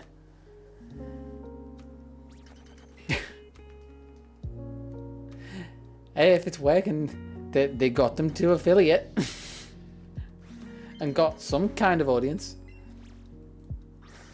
But yeah, he did that whole like generic try and scare you thing that people do. And he's like, why didn't you react at all? And I was just like, well, I just kind of, I heard your footsteps. Keeping in mind, this was a big guy. He's like, I want to say like somewhere between 6'3", 6'5". He works on like building sites, pretty big. Like, you're not exactly the most light-footed of people. I kind of heard you coming. Like, that's where I don't think I'm broken. I'm just too aware of my surroundings. Use my peripherals a lot. And for how fecked my hearing is. Because I have undiagnosed tinnitus, but this is one where I can be like, I don't need a diagnosis. The ringing in there is definitely there. And there's generally nothing you can really do about it. Or at least I don't know of. I do need to go for a health check at some point. Like, it's generally kind of the closest I can think to equate the sound to is like when you're a kid and you know a TV's on in like a different room because you can hear the high pitch. It's just kind of that constantly, which I don't notice most of the time because it is constantly there. I can just kind of like tune it out, but when I do pay attention, I notice it. And occasionally it will flare up and you might see me like when you take off in a plane or you land and you got to kind of like pop your ear. You'll see me trying to do that because that's the only thing that can like consistently get rid of it. Or you'll like see me trying to like plunge in my ear. Just basically cause slight trauma to get rid of the ringing. Because it can actually get sort of painful every now and again. Like, not severely.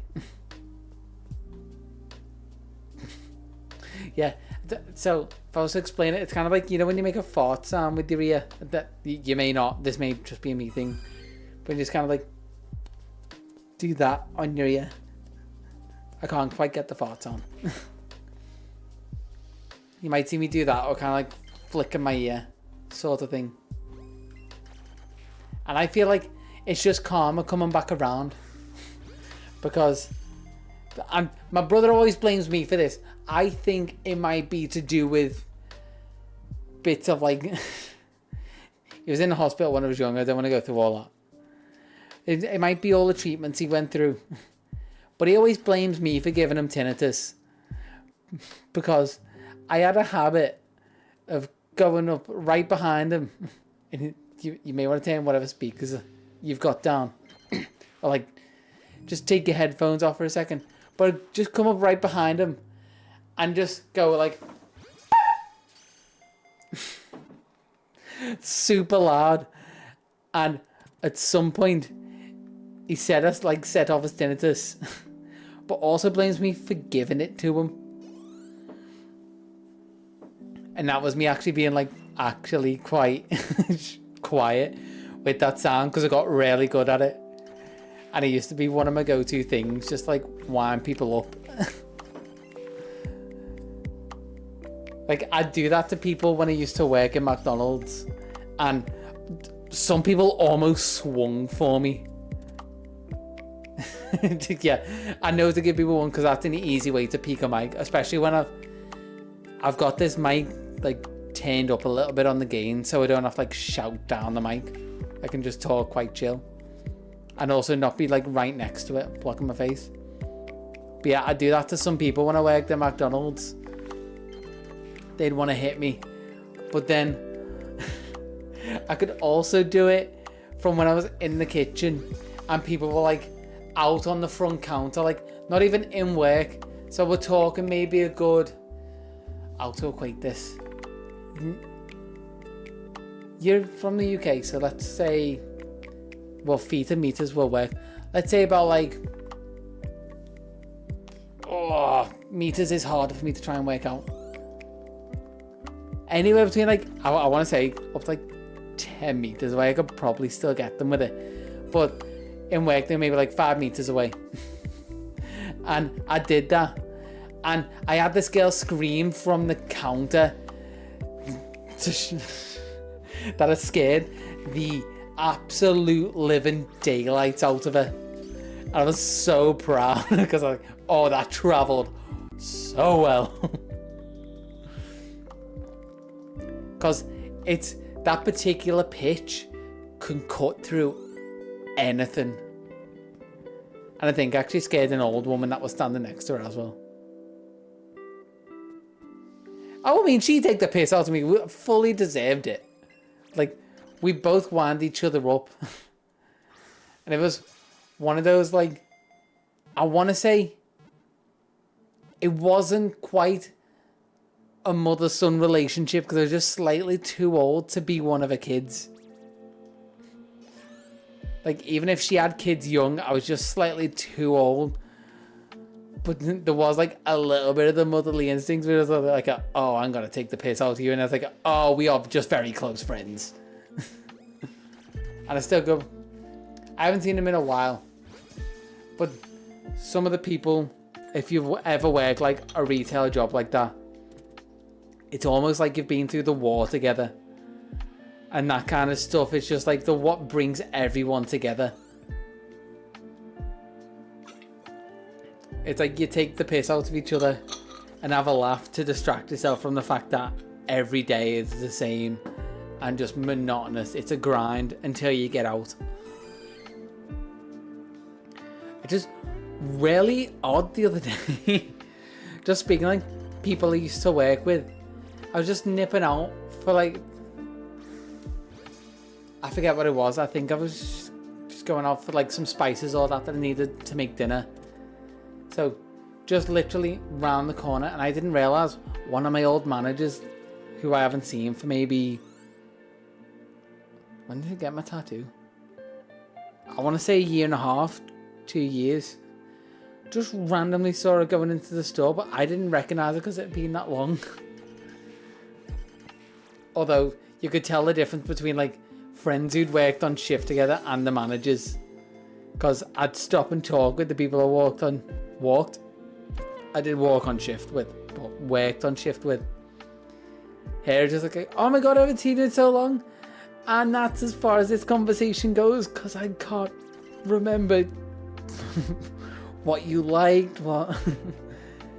It was just really weird, but I didn't realise she lived that close around here, and like, now I've kind of got to keep an eye out for her. But it was just so weird. I was like, of all the people to see, I wasn't expecting to see my old manager. Yeah. It didn't help that it was like, she was one of the later managers to come in. But everyone else was like a war buddy. We had the bands going. I want to see, I saw sparkles before. I don't know whether it was red. No, it was a red sparkles. And we have just dipped over 2 hours.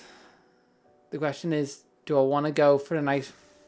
I'll see what the catch combo is at. I might go for 400. So we've done like roughly another 200 this stream.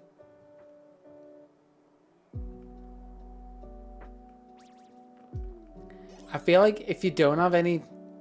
The bad stories almost turn into good stories. Like there are some stories that are like ingrained in my head that were terrible. But the jokes and situations around it, it made the day. So one of them, like I said, the only retail job I've worked was McDonald's. And just one day, ingrained in my mind, there was a bottle that someone just left on the counter. Blue eyes, white mole.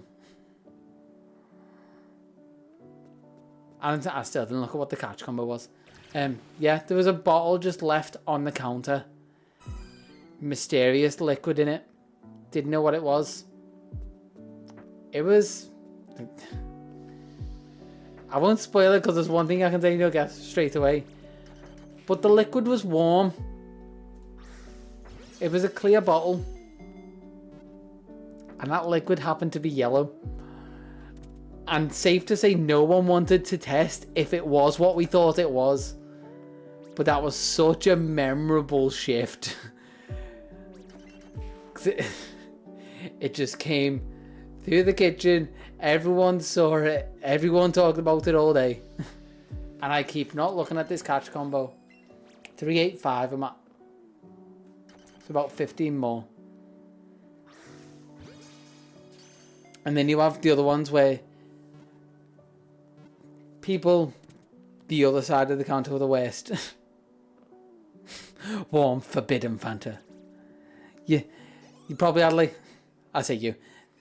I definitely had the intrusive thought of like, I definitely won't do this, but what if I just opened it? And if it didn't smell immediately, would I try it? Because you always have those intrusive thoughts. Yeah, looping back. Sometimes retail customers are the worst. And occasionally it'd just be like someone just trying to get free stuff. And sending stuff back like, oh, me fish. It was always old people. Generally old people. Otherwise you could tell like Karens or whatever where to go. But old people, you gotta be a bit nicer too, because they're the ones who have too much time and are more likely to lodge a complaint. So you'd have like, one of them I remember was an old woman be like, oh, the fish fingers are so hard I almost broke a tooth. And it's like, well, hang on. I've been cooking these all day, like, well, halfway through the day, and I hadn't even been on a break. I've been there since breakfast. I've cooked all these. None of them have been rock solid, or even in the thing long enough, because you batch cook a load of stuff and keep them warm for a certain amount of time. None of those have gone rock solid. You're lying. But then there was one where I just heard this kick off, like we were just having a laugh, and then just stared. She slapped me from like the counter. So everyone obviously immediately, like a meerkat, just goes, like, what's going on here then? Just stop working for like a minute or two. And just see like this girl who was working on the till just get pulled into the office. Yeah. So apparently, from what we got later, because this girl was ready, she's like, I can't kick off on her, but if I keep talking to her, I'm gonna jump over the counter and friggin' hit her. So before she could get wound up anymore, she got dragged into an office, which is fine. We were all on her side. No one was on the woman's side. It was an old woman, a little bit, we assumed, kind of senile, and somehow got out. Apparently taking her order or whatever, and she was a bit hard of hearing, so she was getting a bit frustrated and backhanded this girl on, like backhand, not even like a front palm slap. We're talking back of the hand, knuckles.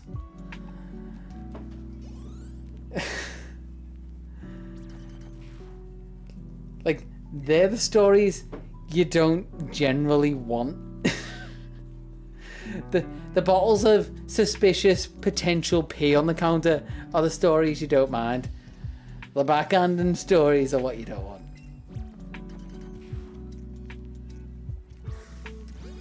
What are we on? 893. Trying to think any other work stories I've got.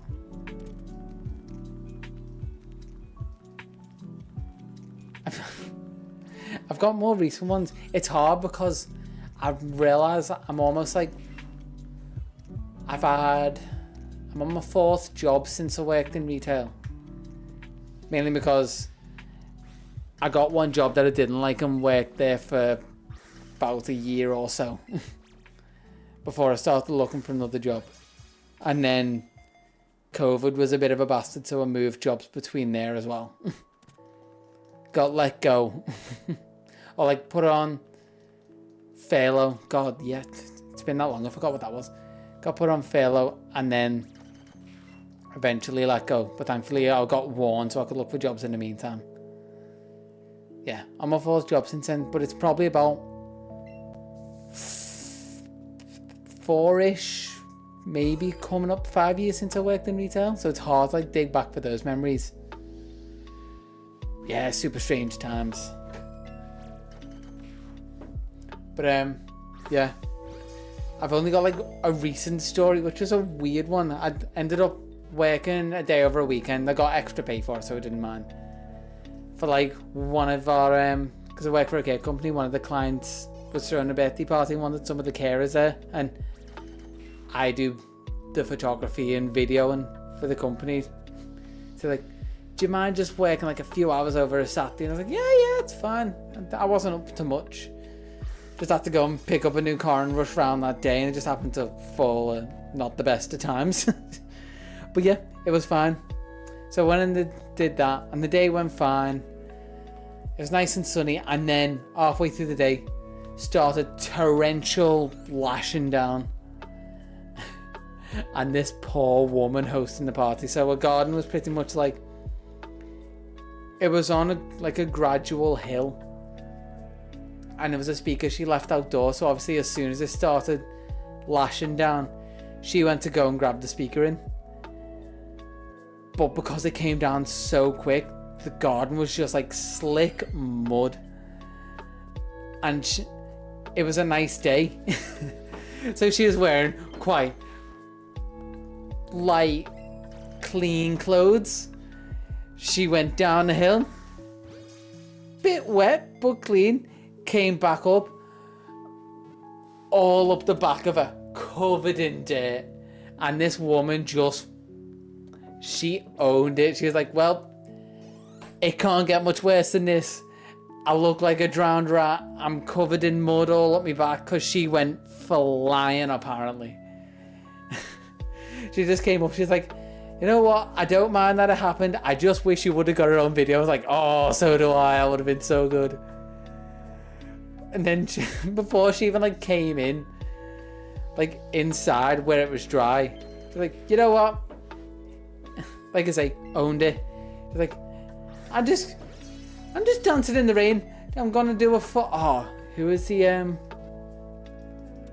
forget who the guy was. Famous, like, Britain's Got Talent act.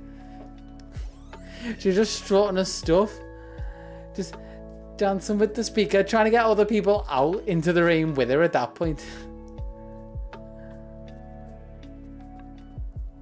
Because that is how I describe good festival vibes, is when things get sweaty and a mess and dirty and everyone's just like, you know what?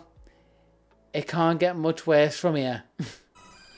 And everyone's just in it for the ride. Almost like how I explained the retail job. Yeah, you just got to go with it.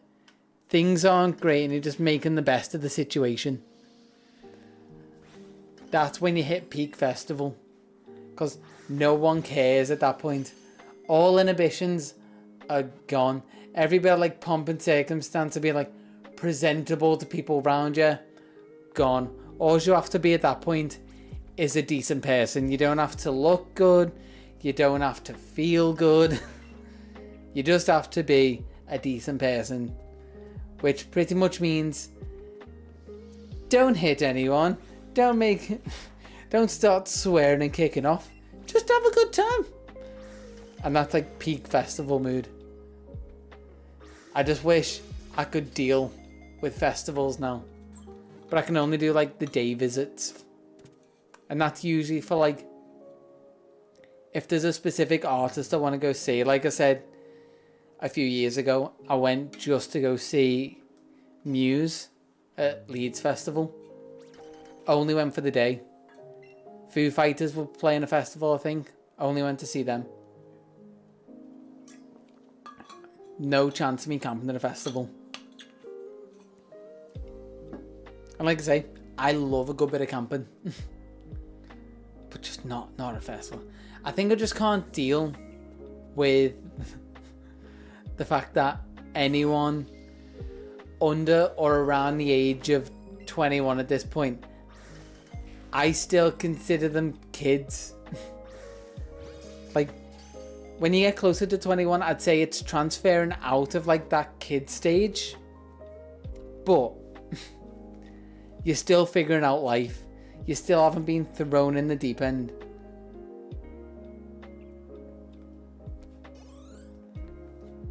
Honestly, if I have stories, I'd be... Oh, I just hit 400. If I have stories, I'd be made up. I'm hoping it's just kind of really relaxed. And the only story I have out of it is the shiny stuff. I've really got to wait for it to start headbutting first. Yeah, the only story is hopefully the video that comes out of it. Because I just need this very impromptu camping trip to shut off for a bit. Because out of my 4 weeks, pretty much, of annual leave, I think I've still got 2 weeks of it left that I can book off. Because I really don't take days off. Yeah, it was kind of half the excuse for camping, and it's just something to do. Because I've got essentially, well, 2 whole days, because I've got like a half day Friday when I get there and a half day Sunday before I leave. Essentially, I've got time to kill. I'm going to take my camera and try and get some nice pictures while I'm there and just relax. But we've had a busy few months in work that I've just needed to shut off. So it's kind of like 2 birds, 1 stone. I can get bits of the video recorded And also, if I find trees, I've got my hammock and I've got my tarp and I just want to lie in there for a bit and just kind of embrace nature. Just shut off and stop my brain running a mile a minute.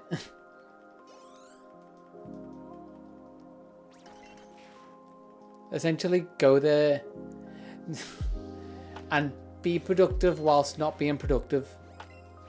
Get the video done, and if I finish it soon enough, shut off. Which is why I'm trying to guess like what I want to do shiny hunting method wise.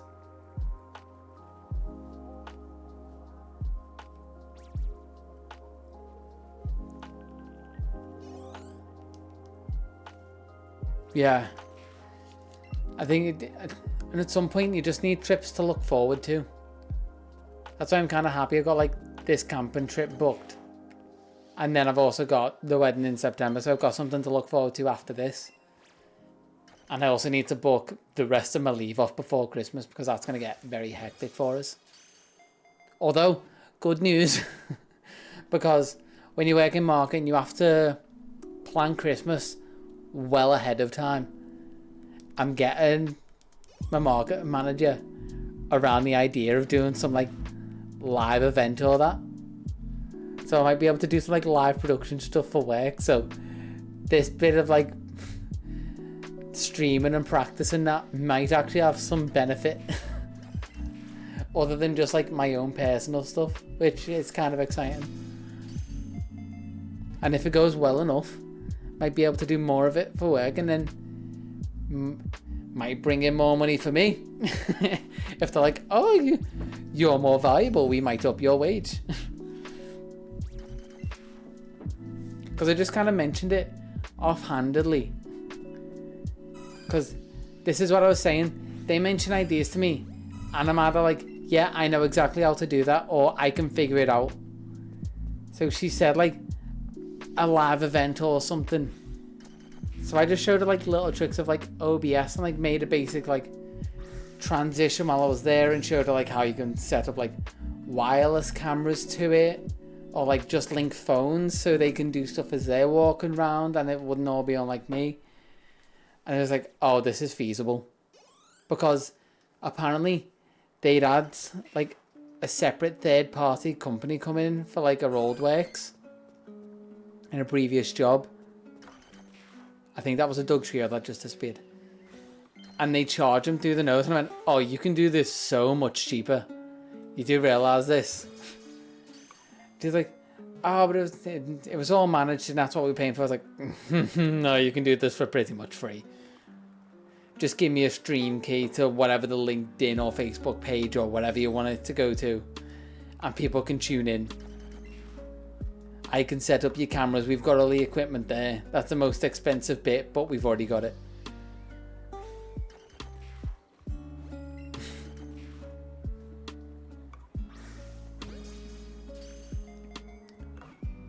Yeah, it ties it back into sort of what I was saying in the last stream.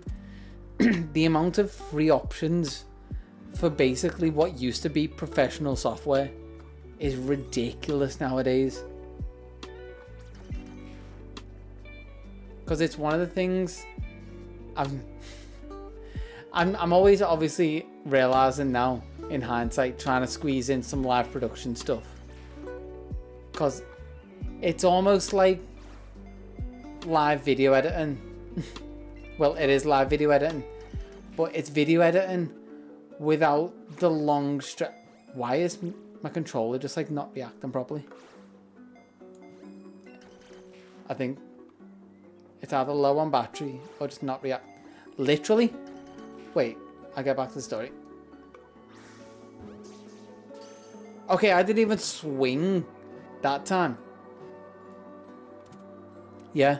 For my other company, like, they'd have meetings with clients or whatever and like showing off the software they made, because it's a software company for like rail design. So I was like, how about when you're pitching it, I just control essentially what is like an OBS virtual camera and just do live production stuff that way, but for the meetings, so they'd only have to focus on doing the spiel. Oh my god. I'm gonna swap my controller one sec.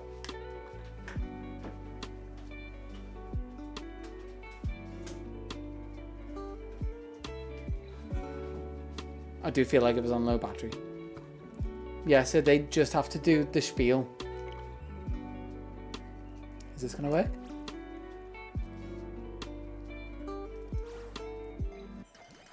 Way too strong. Better, yeah. They just do the spiel and I control the camera and flip between like whether they needed to draw like diagrams or examples or anything. Or show off the software and just essentially control scene transitions.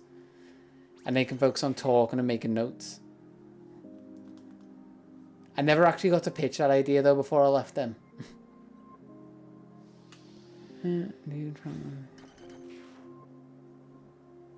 Yeah, I know. I was actually watching John Stone's stream the other day. And he just offhandedly mentioned like, oh no, I launched DaVinci. And I was like, oh. Is that like he edits his videos on DaVinci Resolve apparently? Probably makes all his assets in like Photoshop or whatever and just pays a cheaper subscription for that. But edits in Resolve. But it is... DaVinci's gotten way better since it put out its free version because the first free version wasn't great. I'm just so used to the Adobe workflow at this point, especially because I do a lot of After Effects stuff. Like a lot of my text transitions and pause screens and animations, they're all like After Effects templates. So like I'll animate it once, do some JavaScript coding to make it work for like any situation and then essentially export it, and all I gotta do is like change text or like drop down parameters and whatever. And if I went to DaVinci Resolve, I'd lose a lot of that. And it's probably stuff I could do because DaVinci Resolve also has its After Effects equivalent called Nuke. But I've just never properly learned how to use Nuke. Just because I'm used to working layers.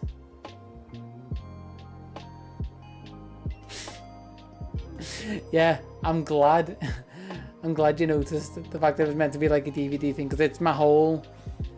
I don't know how I landed on it, but I like that weird, like... I call this sort of like modern retro.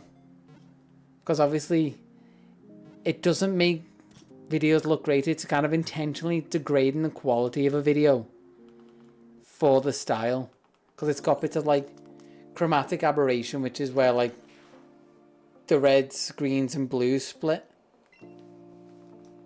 And then bits of like noise on top, and that kind of like shifting there's a bar that moves down the screen that kind of shifts it left and right, and then the noise on the sides, and it's just trying to do that tastefully enough for my style, which is also why I template a lot of stuff, because that's a lot of effects that are on one layer, and they're not the easiest effects to consistently get right if you're reapplying them. And you can make presets, but Premiere also doesn't save presets effectively.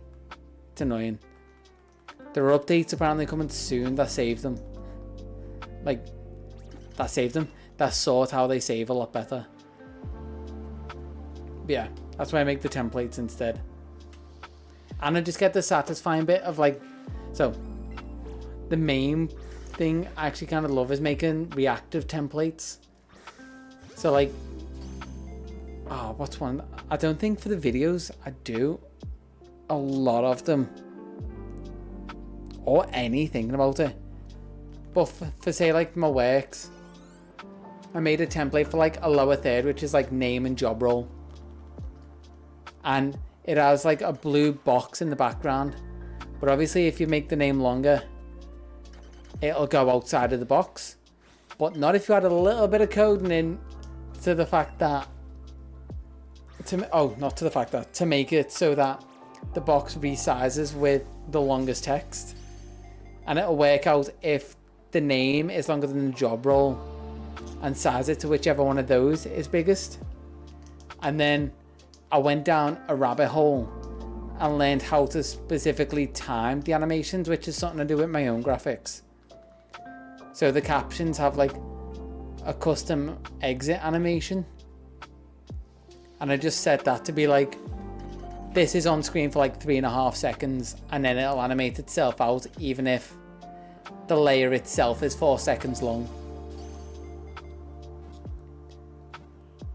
And then I also tie in like specific entrance animations and stuff like that, and it's satisfying when you finally get all that stuff working, which is why I understand coding as a job being super satisfying, because it can be frustrating as hell when it doesn't work and you'll be like looking through every line, and sometimes the debug messages it gives you aren't the clearest, but the moment it all works flawlessly, it is so satisfying. I'll have to eventually, probably when I get my new computer, however I work that out, I'll have to run through some graphics.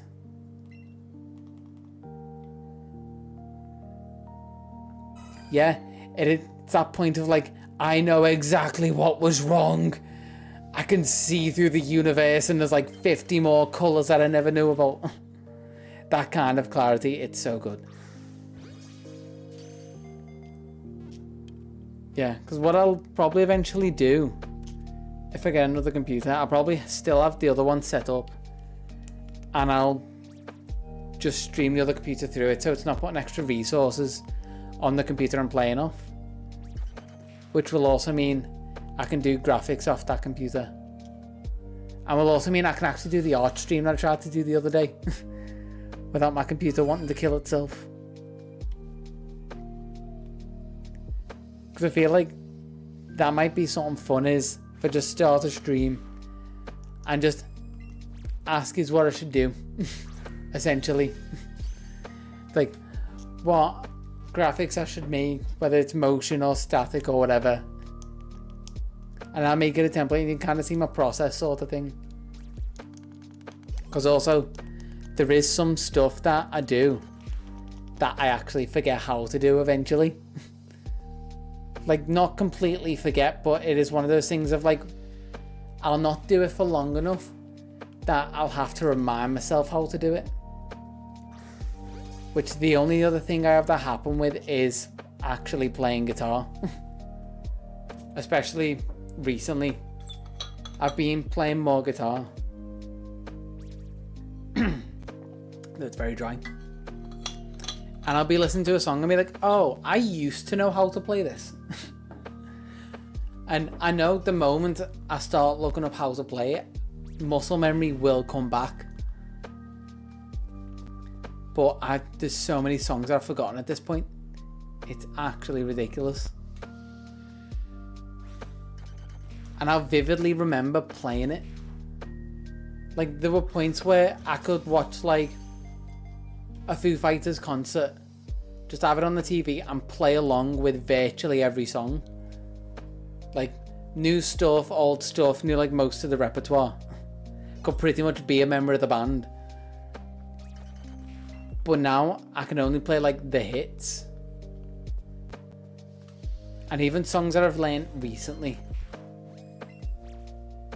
that I won't play often half the time because of the tuning. So I think, well, what was one recently that I was listening to? It was on the drive back home today.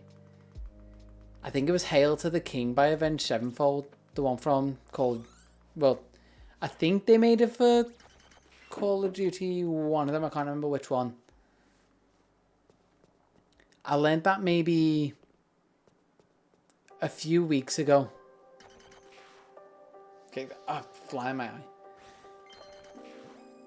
Yeah, I'll see how my voice is at the end of this one. You might have a little impromptu song. Yeah, I embrace my emo stage so much that Spotify does recommend them a fair bit when you go on like the DJ. But yeah, that song. So you got standard tuning, Then you can go slightly off and you have like drop D tuning, which is just detune one of the strings. Then I have to detune all of them for drop C, which I did just to learn that one because I was like, I just want to learn a bit of a different song. But it's so annoying to detune every string for one song and then retune all the way back up.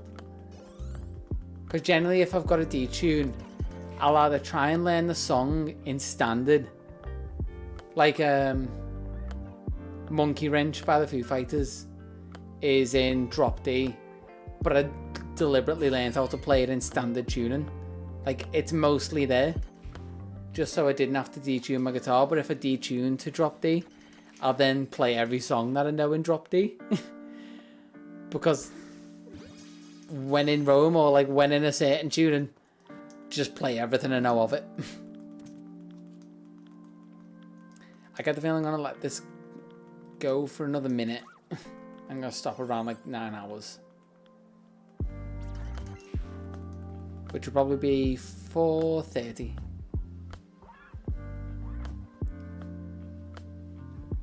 Yeah, I might.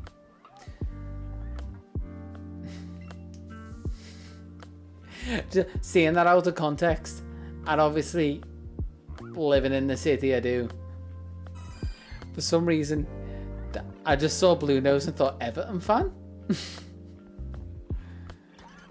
You've obviously, living in Liverpool, got blue noses and red noses. I don't know why the noses, but for some reason they are. Yeah, my brain just went, you blue nose.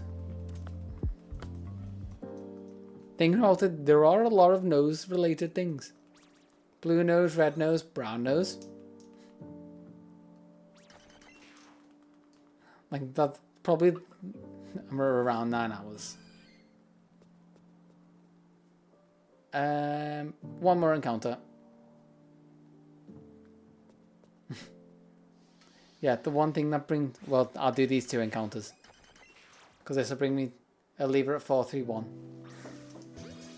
The city can either, half of it can hate a blue nose, half of it can hate a red nose, but no one likes a brown noser. It's a universal truth. Unless you're like a billionaire, or let's be honest, a millionaire. As long as you're rich. If you've got 100k in your bank account, you probably don't mind a brown noser every now and again just being like, you're so good. Yes, sir. How many times, sir?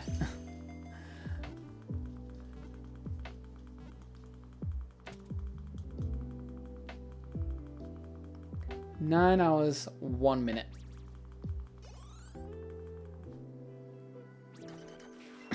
And 431 encounters.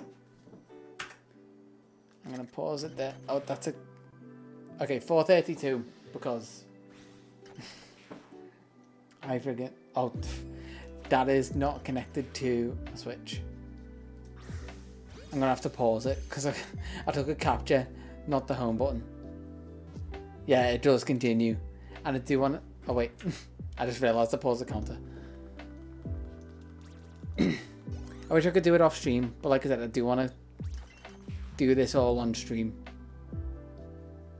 Okay, how do I pause? the up arrow, because I've got the left Joy-Con. And pause the counter. Okay, now is my voice in any condition to sing is the question. Yep, hopefully Saturday. Well, not actually, no, I don't stream Saturdays. I just remembered. I stream Sundays. Because I kind of leave Saturdays for me to do stuff as well. People do stuff on Saturdays. Plus, it gets a bit conspicuous when I don't want to tell people that I'm keeping videos and streaming kind of hush hush. It's a me thing, it's cathartic. So if I start doing things on Saturdays, we're like, why are you always busy Saturdays? Like, it's only my friend that I've had to be like, I'm busy on Wednesdays. Hey, how's it going? How's it going, Pika? You're just in time. I'm debating whether to play a song to end stream. So you came at the end, but also a good time. It's a secret other than like the 700 odd, almost 800 people who know us stream and make videos. Yeah, you know what? Let's give it a go. I also need to dip the music out. That was a very harsh dip. And let's hope this is in tune.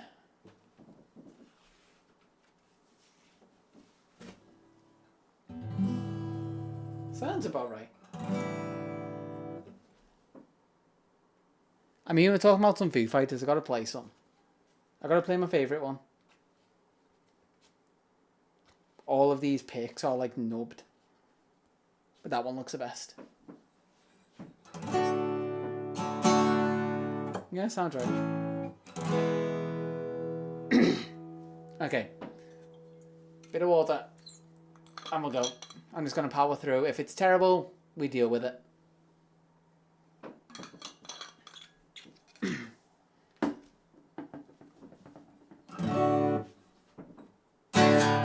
Oh, I'll also lower the table a bit so I'm a bit more in shot. Oh, I've lowered the table onto my chair. Oh, yeah, for sure.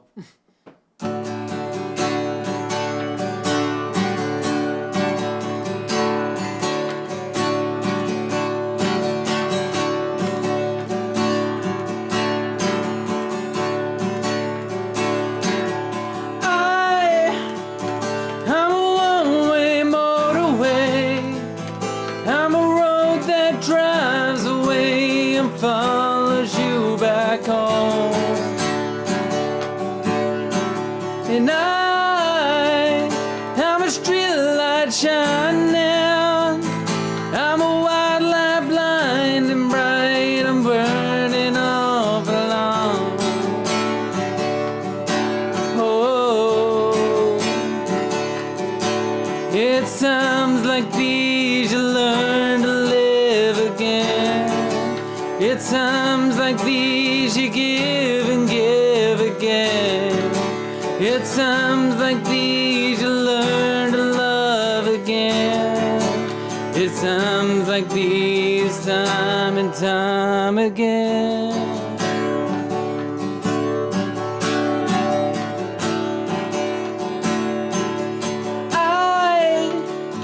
I'm a new day rising, I'm a brand new sky to hang your stars upon tonight. And I'm a little divided. Do I stay or run away and leave it all behind?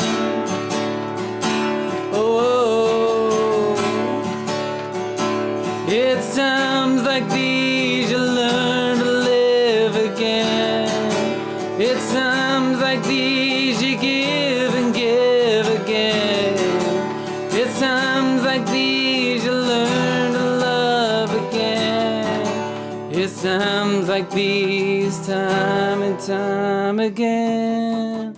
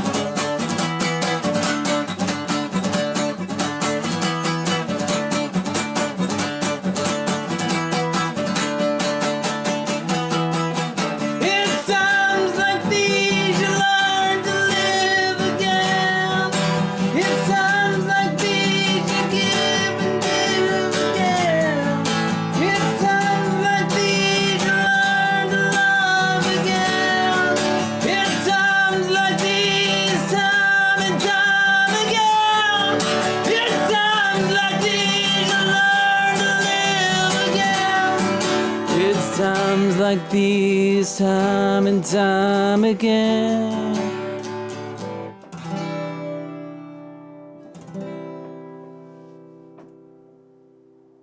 So I definitely fucked up towards the end of that. Just hopefully sang loud enough over it that you didn't notice.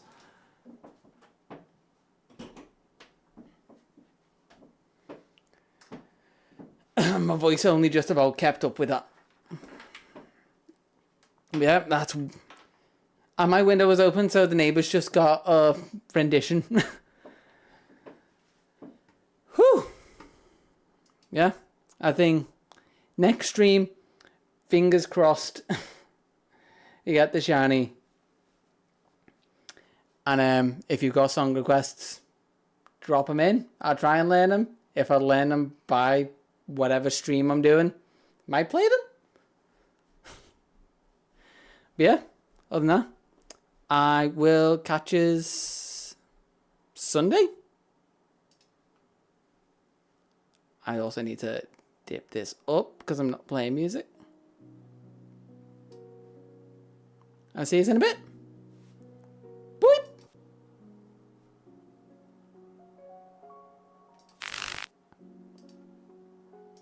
Oh, yeah, the emote, the emote idea. Ooh, that'd be good. I've used all my animated slots, so I might make it static. But I might also make it able to move when I... Or, I say, when I get extra slots, if I get extra slots. Oh, it can be like he's holding his tail up like a lighter. So you can see him front on, but he's holding his tail up around the side. Yeah. That's a solid idea. I like that one. Yeah, sweet. Okay. I'll catch you Sunday. See you in a bit.